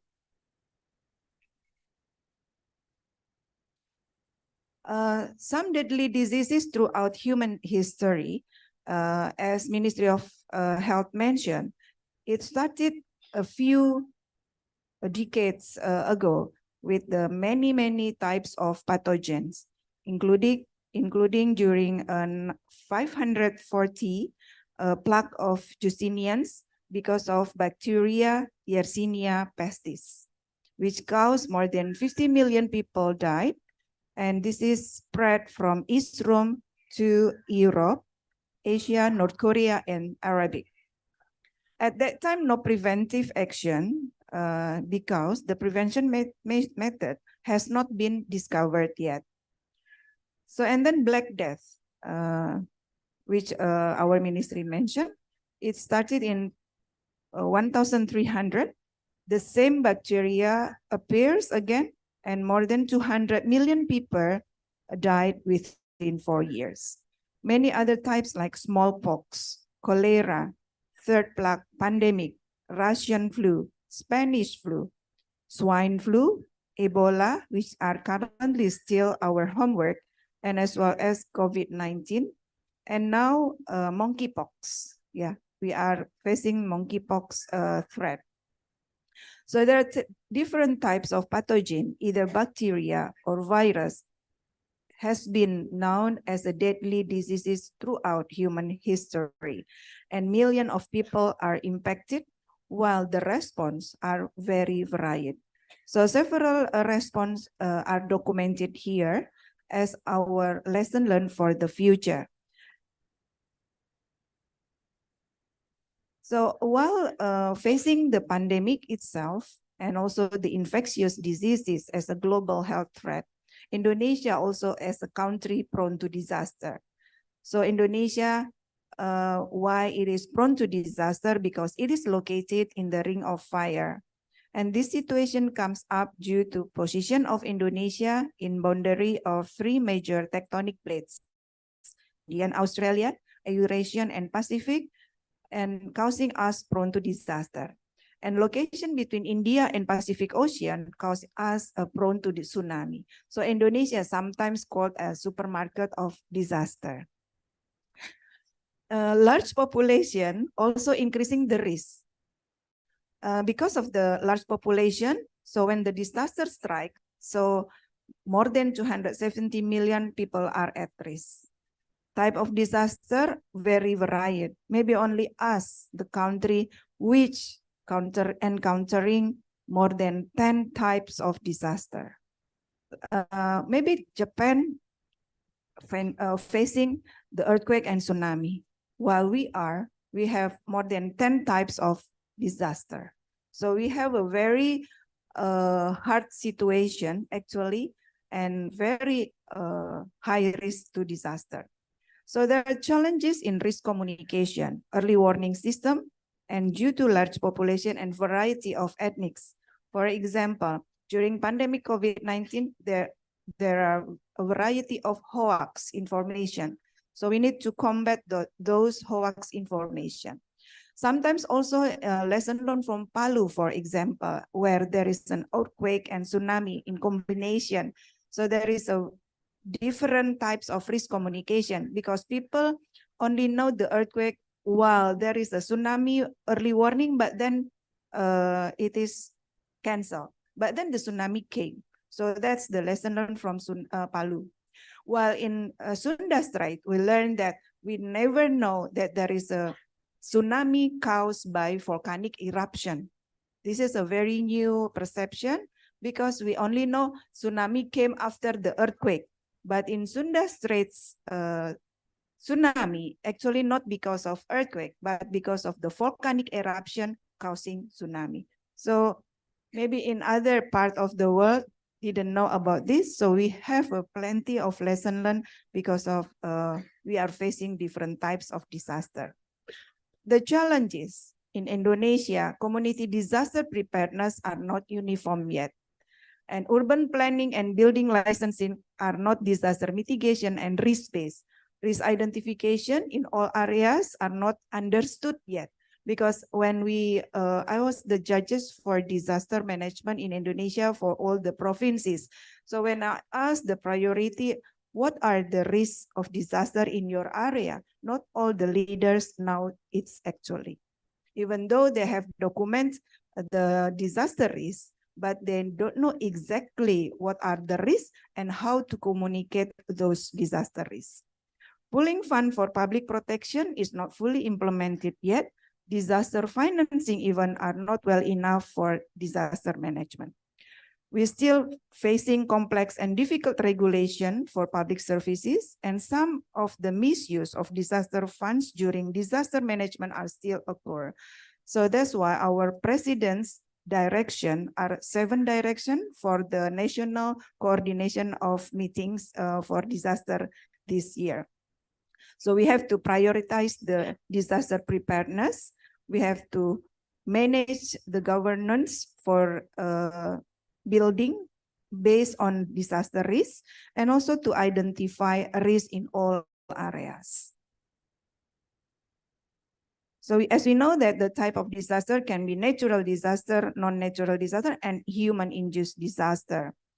About the natural disaster in Indonesia, we know that we have 14 actually different types of disaster in Indonesia. Let's name it: earthquake, tsunami, flood, landslide, volcano eruption, extreme wave and abrasion, extreme weather, building and house fires, dryness, we still experience now, land and forest fires, epidemics and endemics, pandemics, we just finished that, technological failures, social conflicts, and liquefaction. Liquefaction, only 3 countries in the world that have experienced the liquefaction, including one of them are Indonesia. So the fact is 90% of earthquakes occur in Indonesia. Throughout the world, so 90% earthquake happen in Indonesia. This is the fact. And 15% active volcanoes in the world are in Indonesia. So let's us move to natural disaster impact on health facilities. This is the picture from the impact of tsunami on hospital wall Meraksa in coastal areas of Aceh during 2004 earthquake and tsunami. As you can see, the building of the hospital wall has been damaged. So when the disaster occurs, the victims normally seek for help to the hospital or to the health of districts. But if the hospital like this, so how come the victims can be treated? So this is another example, disaster impact on hospitals in public hospital in Banyumas after the earthquake strike in Tasikmalaya 2017. As you can see, several rooms are impacting, including the untuk bersihin ginjal, apa namanya Bu?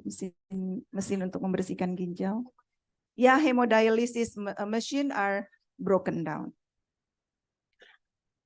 Another example, public hospital in Garut during floods 2016, also like this. This is the ICU and the IGD. And this is the Lombok earthquake 2018. So in 1 year, we experienced 3 times of earthquake in Lombok and in Palu and Sunda Strait volcano eruption and tsunami. In disaster impact during also Lombok, this is the health facilities in village health center, Poskesdas, and also in Puskesmas Senaru. So, and also drone surveillance at Bayan district Lombok. You can see because of Puskesmas Bayan already broken down, so they built the field hospital and boleh ada video. Yeah, and also Navy hospital. So the Navy actually sent the ship to build as a Navy hospital because most of the hospital there and also Puskesmas has already broken down. So they send the Navy hospital to Lombok. And this is the disaster impact in earthquake and tsunami Palu and Donggala 2018. So most of the patients went out because this building is broken down, the hospital. Despite the natural disaster, Indonesia still facing industrial disaster. These are some examples of the industrial disaster which causing many fatalities. For example, in Depo Plumpang fire and oil and gas. And fire in oil refinery Dumai injured 39 people. And also in Cilacap, Balikpapan, major oil spill 2018 and also 2022. Also, fire and explosion at fireworks company, 47 died. This is from the fireworks company. And another non-natural disaster related to technological disaster from the major project infrastructure. This is the picture when during the Girdir's collapse, LRT constructions, and also double rail project in Jatinegara, Jakarta. Maybe you still remember incidents in public events, Kanjuruhan tragedy in Malang, which caused 135 died. So Indonesia countries are in jeopardy reputation at that moment to help the international football activities. The next one is I would like to share local knowledge and local wisdom in disaster management in Indonesia. So actually there are plenty of native languages in disaster, mainly tsunami in Indonesia. In Aceh, we call Ibena, Smong, all about the giant wave or right water. In North Sumatra, West Sumatra, Onu, I don't know, you know this language, Ibu Ade, Onu means tsunami. Yeah. East Nusa Tenggara, Lala or Ae, and Central Sulawesi, Talu, Bombatalu, Limbo, and Ambon. So there's plenty of native language already mentioned about this tsunami. While also we have in Indonesia native folklores and indigenous knowledge representing disasters in Indonesia. In Java, we call it Pararaton ceremony, which actually to what we call every year we have a volcano eruption ceremony to prevent the volcano eruption. So we call it Pararaton. It's like a ceremony in Java Island.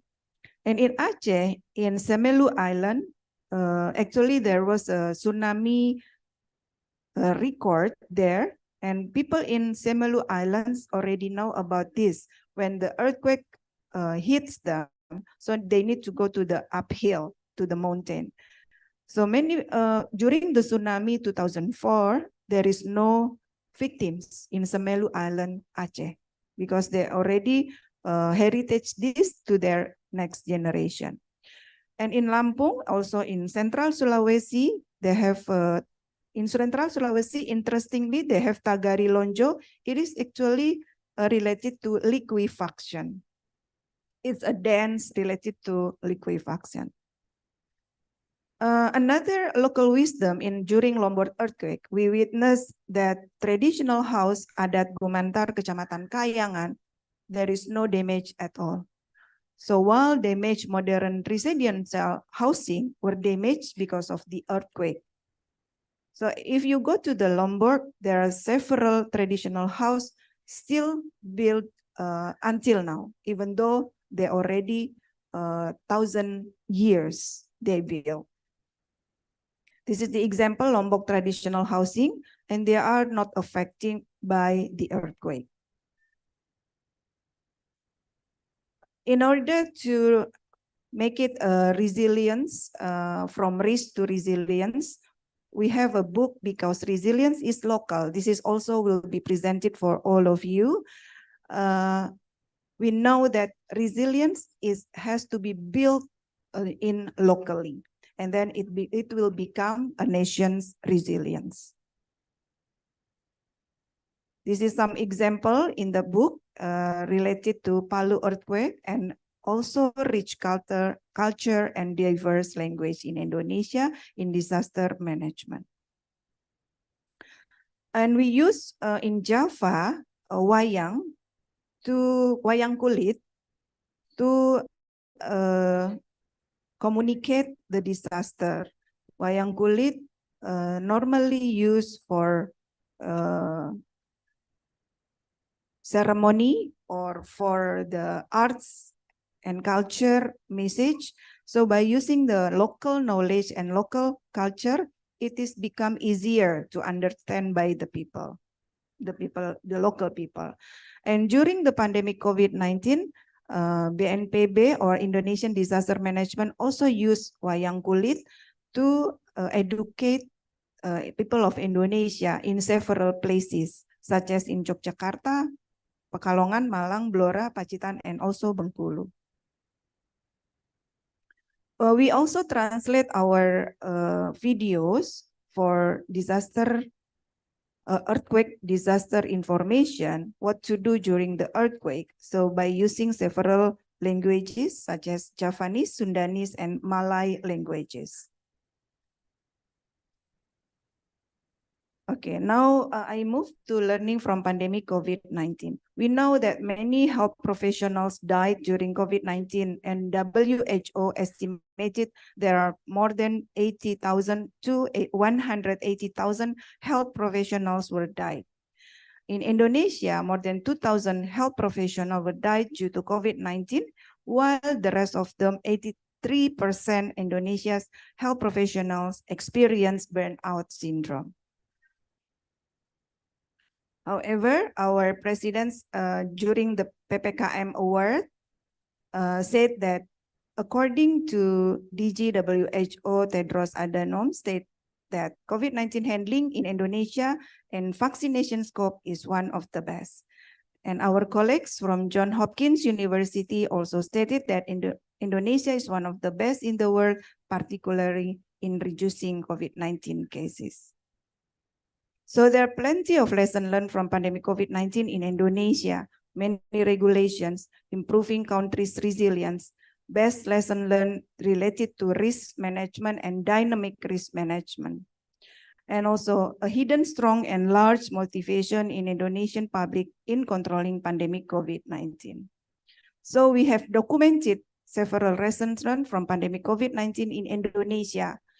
We know that strong Indonesian local knowledge and culture, such as collaboration or gotong royong, tolerance, support each other, caring local and traditional herbs and medicine are a backbone for pandemic COVID-19 control. Sometimes I call it the power of kepepet. I don't know in English, yeah. Indonesia people, if they have the power of kepepet, so it becomes more synergy, strong collaboration, coordination with one goals. We need to combat the pandemic COVID-19. So the books, I will present it to you, and in which there's lessons learned from pandemic COVID-19 in Indonesia. For example, in this picture, in Jawa Tengah or Central Java, they call it Jogotongo, or caring each other. And in Papua, Sajagako, Kojagasa, jadi kitong pakai masker. So it is about the integrated information, action, gotong royong or collaboration, crisis leadership, local wisdom. Many best lesson learned from throughout 34 provinces in Indonesia is documented in this book, including the community-based disaster resilience. So lesson learned from pandemic COVID-19 also documented in our journal publication. So there are changes in personal hygiene behavior in Indonesian community, changes to healthy lifestyle, strong synergy, collaboration, and coordination during pandemic COVID-19 in Indonesia, and high level of compliancy for health protocols. So this is the books that I would like to share to you. This is the launching video during this books launching.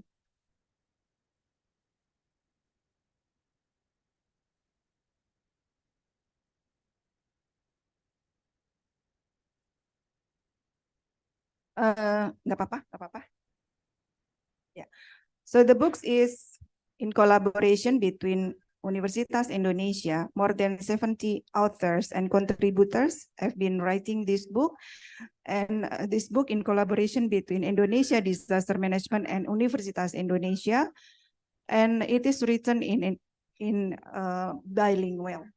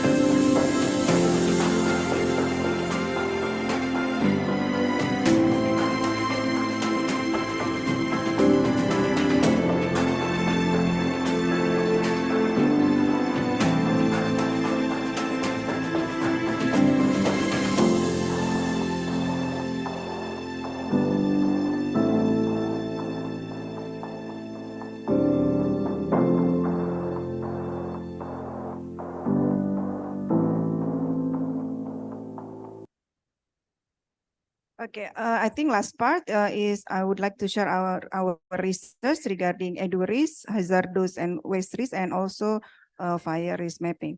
So we collaborate with University of Queensland to mapping the implementation within the industries of COVID-19 Indonesia's prevention and control in the workplace.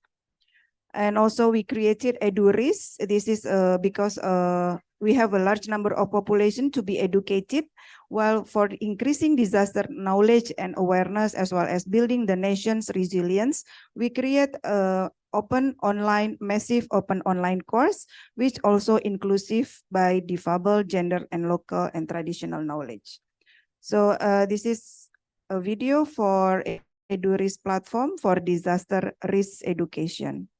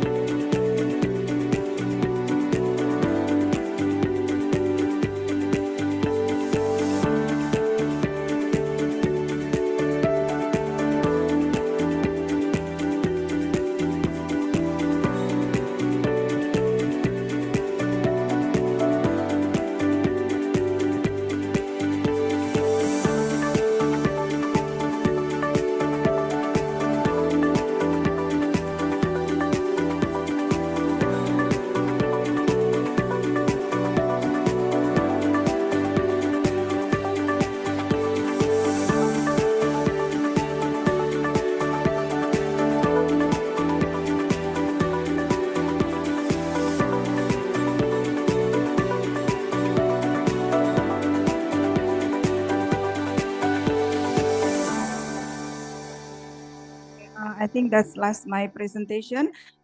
Boleh pantun sedikit Bu ya? Makan es pakai madu dan tomat.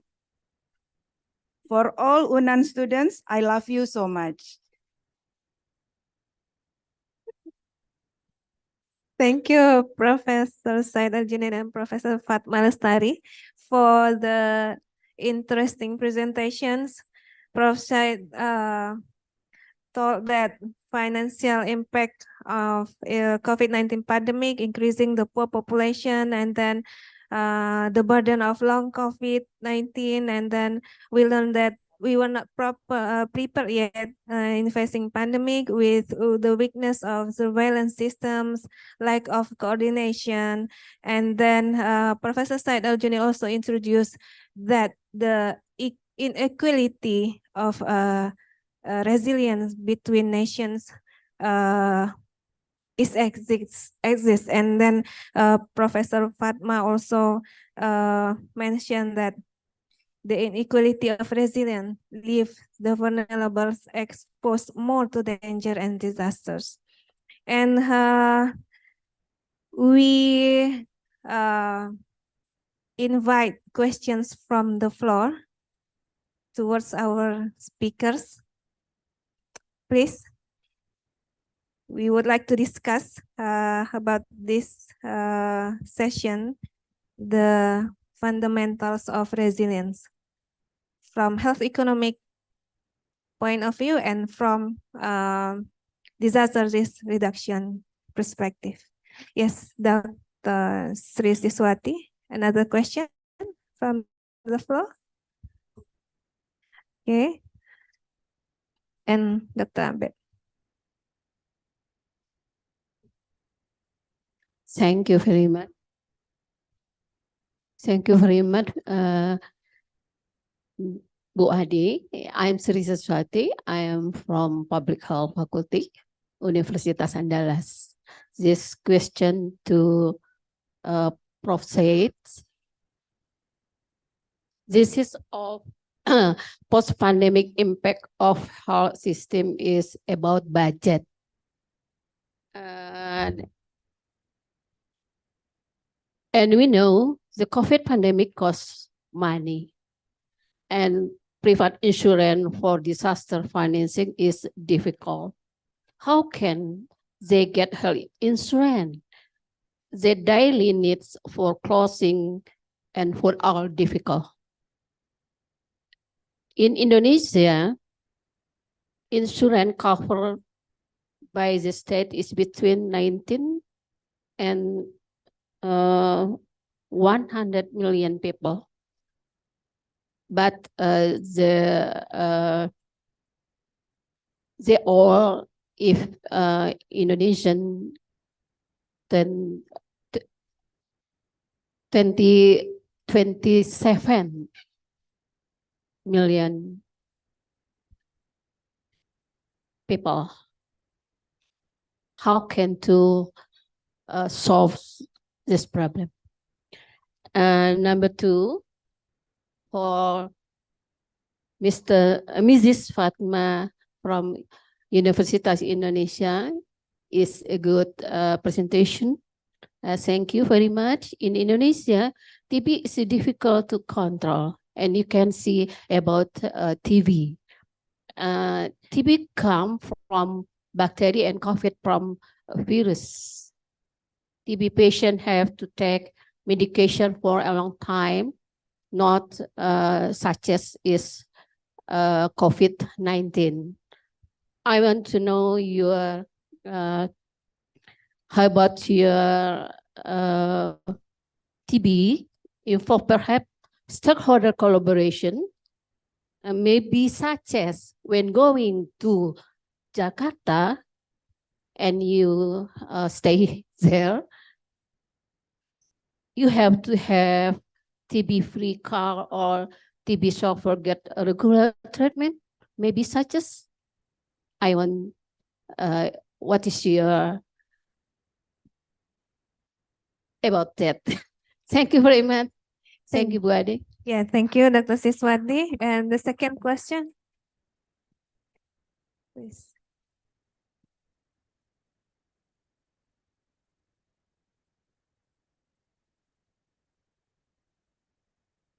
Thank you very much. My name is Dewi Utami Iriani. I'm from State Islamic University, Jakarta. Assalamualaikum warahmatullahi wabarakatuh. My question for Professor Dr. Syed Muhammad is very simple questions because from your presentation that you conclude that the most reliable source for the for handle the management for handle the disaster is from the social insurance. I would like to ask about do you have any idea what percentage or how many percentage of the budget for dealing with disaster should be determined from the health insurance or social insurance? Thank you. Okay, thank you, Ibu Dewi. The next question, Dr. Abed. Okay, please. Dr. Fajar.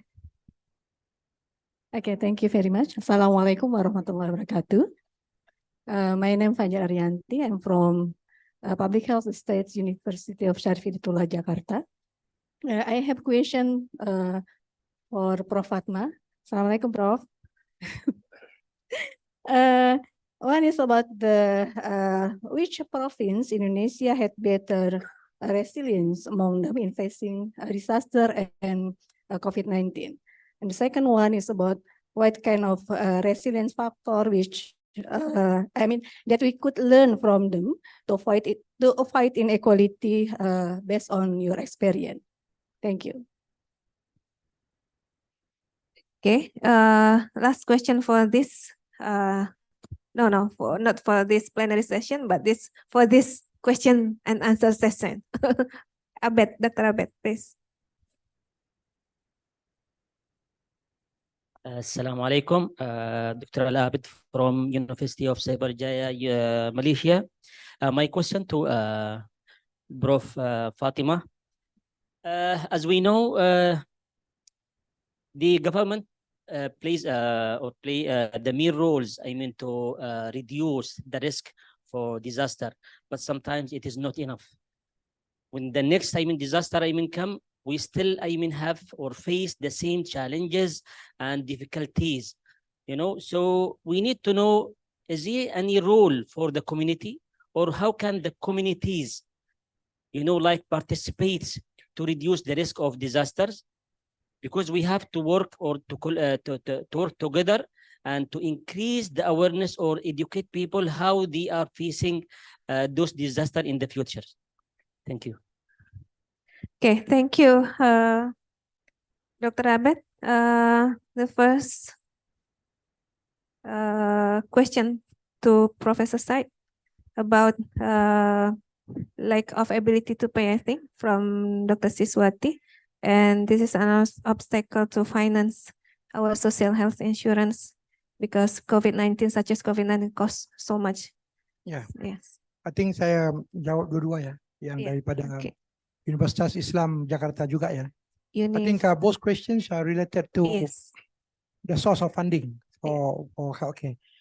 I think from my observation as health economist, during the COVID-19 itself, countries that already have a social health insurance program, they are much easier to manage the pandemic and also other disasters compared to countries that without any form of health financing system, especially if they're just using the usual resource that come from taxation and also from out-of-pocket payment. Indonesia, for example, during the pandemic itself, we saw that the government actually raised quite a lot of resources on top of social health insurance to pay for COVID-19.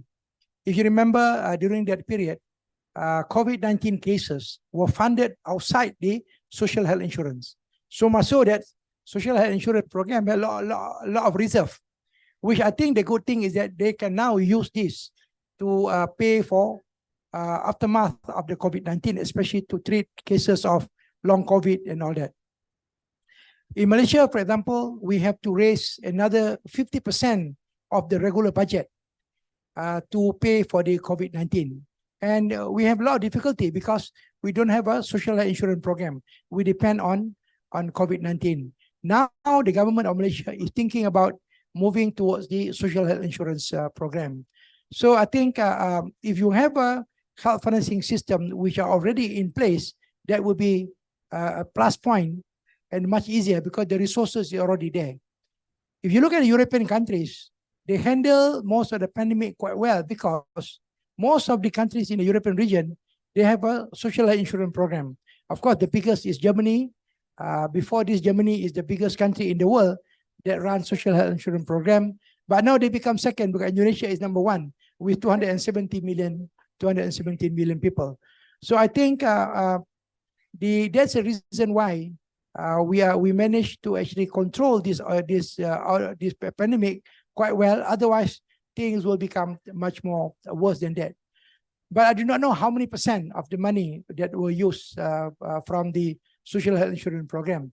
Because the thing is that in the benefit package of JKN, they take it out. They take out the COVID-19 and hospital claim directly to the Ministry of Health for the COVID-19. I mean, the reasons is quite obvious because COVID-19 is a pandemic, and in economics, we consider this as a public goods, which means it's the government that themselves take the responsibility to provide the services for the population.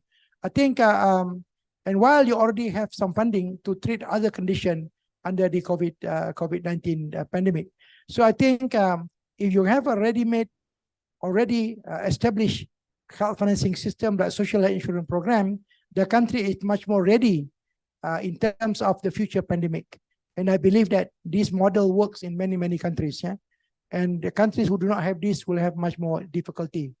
I think that is the observation that I made during the pandemic itself. Yeah. In my opinion, Professor Said, weeks ago, we have a discussion with Padang government city. The BPJS, our social health insurance agency, the scheme doesn't cover treatment for due to disaster. The BPJS themselves doesn't cover the treatment due to caused by disaster, including COVID-19, because COVID-19 is declared as disaster. But each of the government, even national, provincial, and city level government, should accommodate the finance for disaster. It's different percentage. How many percentage according to the capacity, the financial capacity, but we have not yet any regulation, the fixed amount of money. But how is in Malaysia, Prof? Is there any experience? I think in Malaysia, we don't have a social insurance program yet, so it's different. But back to your question, your observation that it is outside.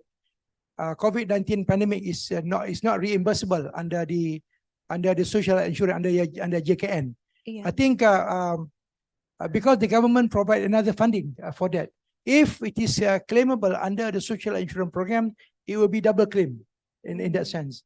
But it doesn't matter because the for aftermath of COVID-19, it should be covered. It's very easy if the government want to do it. Just go back to the parliament and then let the parliament decide the benefit package under the JKN. They can include that if they want to, because BPJS should not make the decision because BPJS is just an agent appointed by government to manage the scheme. The scheme is actually under the SGSN, the government agency. The government authority to do that is actually at the DJSN, Dewan Jaminan Sosial. That is the one that decide on that. We cannot let the BPJS actually to do all this decision because they are just the agent to administer the program. The policy should be decided by the DJSN under the parliament. Yes. So I think the budget for disaster already covered by taxation, right, Prof? Yes. And then questions from Professor Fatma, from Dr. Fajar and Dr. Abed. respond. Dari Ibu Sri Suswati tadi ya, sama Ibu Iya. Fajar, sama Dr. yang dari Abed. Malaysia. Yes. Ya. Oke, terima kasih. Thank you very much for the questions. So, in my experience for TB management, it needs, I agree with you, stakeholders collaboration. As we know, in the workplace, because my background is in occupational health and safety, in the workplace, some industries implement the requirement of the health condition of the before they recruit the new workers, such as, for example, lung ronsen, X-ray, lung X-ray, to know the condition of the lung health of the calon workers, the new workers.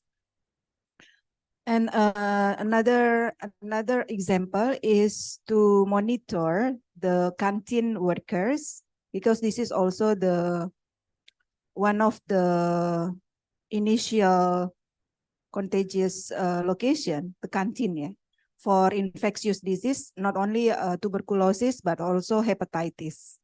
As you know, maybe in one of the university canteen have spreading the hepatitis infectious because of how they handle the canteen food.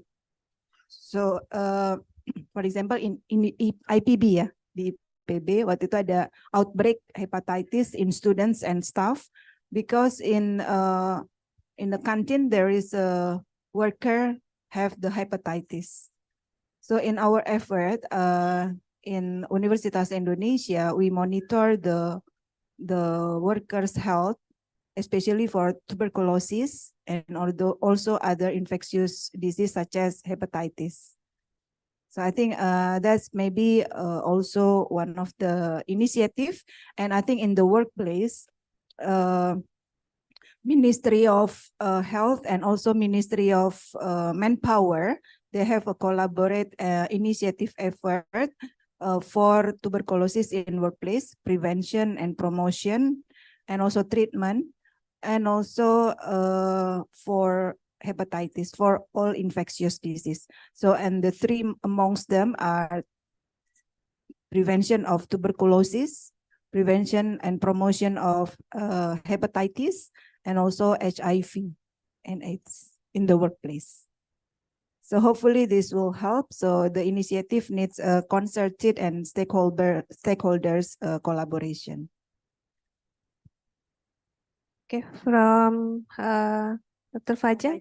Oh yeah, okay. Dari one of our best alumni also. Thank you very much for the questions. Indonesian government already given the awards for 33 best governors and bupati, apa ya bahasa Inggris? Major, major governors and wali kota, 33 awards to 30 for all the governors and also the wali kota and bupati. City mayor, so that's has been awarded during PPKM award, at which we were one of the judges there. So, but I didn't remember who are the 33 best government. But as far as I remember, in our books, maybe you will get it from the committee. I will give it to the committee. Every province actually in Indonesia have their own unique initiative. So let's say, for example, from Padang, I still remember Professor at that time, the governor of the West Sumatra is Professor Irwan, Professor Irwan, and he has the initiative that leadership, related to his leadership. So the leaders has to have know the situation and condition. It means like risk assessment. So, and the leaders have to make a quick and accurate and smart decision in that hard situation. So that's one of the example of good leadership during the crisis. So other province also have a different unique situation. For example, in Aceh, I myself wrote the initiative in Aceh. Actually, Indonesia was questioning by our health system, yeah. When the pandemic first struck Indonesia, Indonesia is, I think maybe there is the ranking for health system in Indonesia, and in Indonesia in the middle, more lower, yeah, before the pandemic. But many countries also will predict that Indonesia may not good management during pandemic, but it apparently comes up differently. So because of the initiative by the local government and also local knowledge combining between the leadership of the local government and also within the national government as well.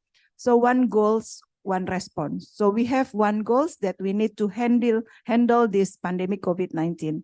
So because of that one goals, so the whole government, the local government follow that goals. So I think there's a strong leadership, and then the uniqueness of each province. From Aceh, for example, they actually already know the terms of pandemic. They call it turn in Aceh. Yeah, turn. Turn means pandemic. Yeah, so they know it a long time ago about the pandemic, and they know also social distancing. And in Palembang, we call it jago jarak.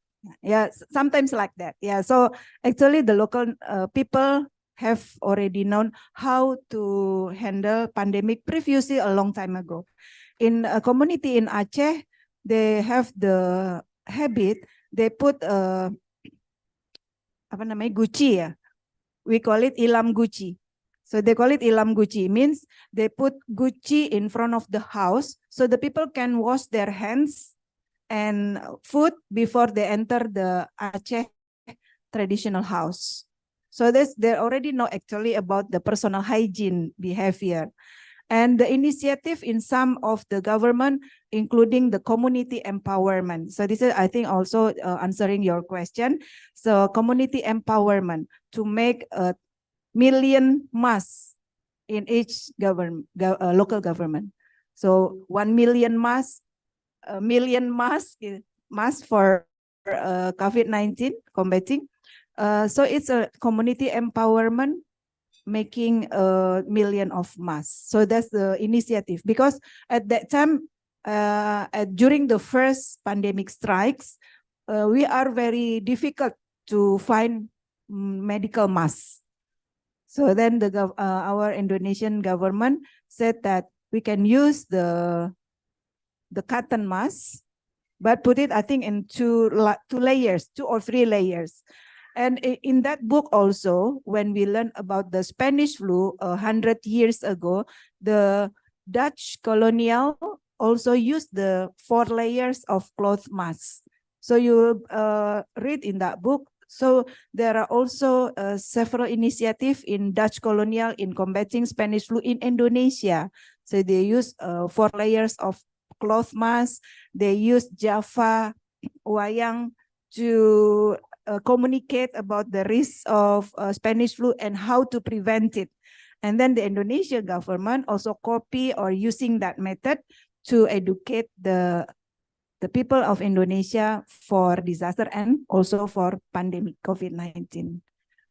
I think, the role of communities during the pandemic COVID-19 and also in disaster. For example, many volunteers, yeah, I think the government also in Indonesia providing the reward and awards for the volunteers. For example, we in our UI alumni, we manage the whole nation's volunteers during pandemic COVID-19. So we gather all the alumni of the universities to combat and handling the pandemic COVID-19, helping the health professionals, because you know, the situation affecting many health professionals in Indonesia. So then we turn it down into the medical students. So we are seeking the help from medical students and also some universities, because during the pandemic COVID-19, many universities are locked down. So we creating a network amongst the university to help each other, including, I think we learned from Unan also at that time about from Dr. Andani, Dr. Andani from Unan, when he creates COVID-19 quick screening for COVID-19 at that time. So the method and many initiatives from the communities, including making ventilators, industries, supplies for oxygen, because we lack of oxygen at that time, and people also creating university creating the ventilators, which are more affordable and things like that.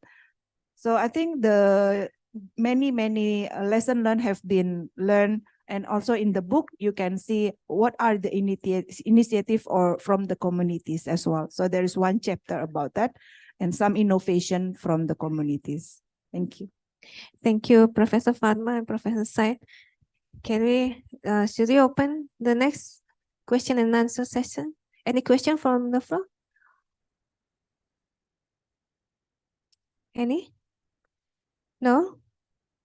No?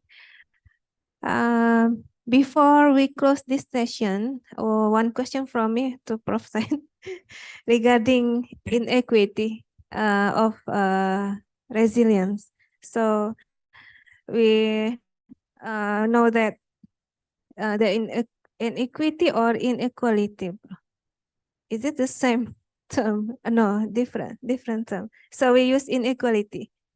Inequality of disaster resilience is according to the financial capacity of the countries. So what is the global convention to solve this? Because when we don't have the poor country, so many cases will rise from this country, and the pandemic is endless and impact again to the rich country. So any global convention to help to close this gap? Okay, let me just clarify the difference between equality and equity. Equity is a concept of fairness. Equality means you treat everybody almost the same. If they are poor, you give everybody the same resources. But when you say equity, it depends on the healthcare needs of the community. The community that have more healthcare need should be given more resources. Whereas if your healthcare needs is less, you give less resources. So equity is a concept that actually depends on the ability of the community to respond to that system. So if you have money to give, you give everybody to those are affected by disaster. That is equality. When you give more to the people, to the community, like the certain province that have a high level of poverty, you give more resources to that. That is a concept of equity. In disaster, this is very difficult to actually achieve, because basically the resources, even if we give more to the community that needs more resources, the issue of getting the resources to the target group may be a major problem. The more healthcare needs actually happen in one particular area, the more difficult for the aid agency to reach that particular area. So again, you see what happened in Gaza. Yeah, we have a lot of people who want to give the funding, they want to give food, but they just cannot enter because the Israeli forces start bombing even the aids that are given to that. So I think this is still a major issues that we are facing at the moment. I think in the world, there is no agreed concept on how to manage this. I think we still have to work out this further in the future. And sometimes the countries that are of the same level of development have to actually work together within their area, because less developed countries needs and high income country needs are very different. So the approach would not be the same. I think that is a challenge that we face, especially if we are managing the health system and we are talking about managing public health aspect of the disaster. I think that's the best I can comment. Yeah. Thank you, Prof. Said. Okay, we give applause for our distinguished speakers in this plenary one. So thank you everyone for joining this interesting discussion. Thank you for your contribution. Thank you. Bismillah, alhamdulillahirabbil alamin. Assalamualaikum warahmatullahi wabarakatuh.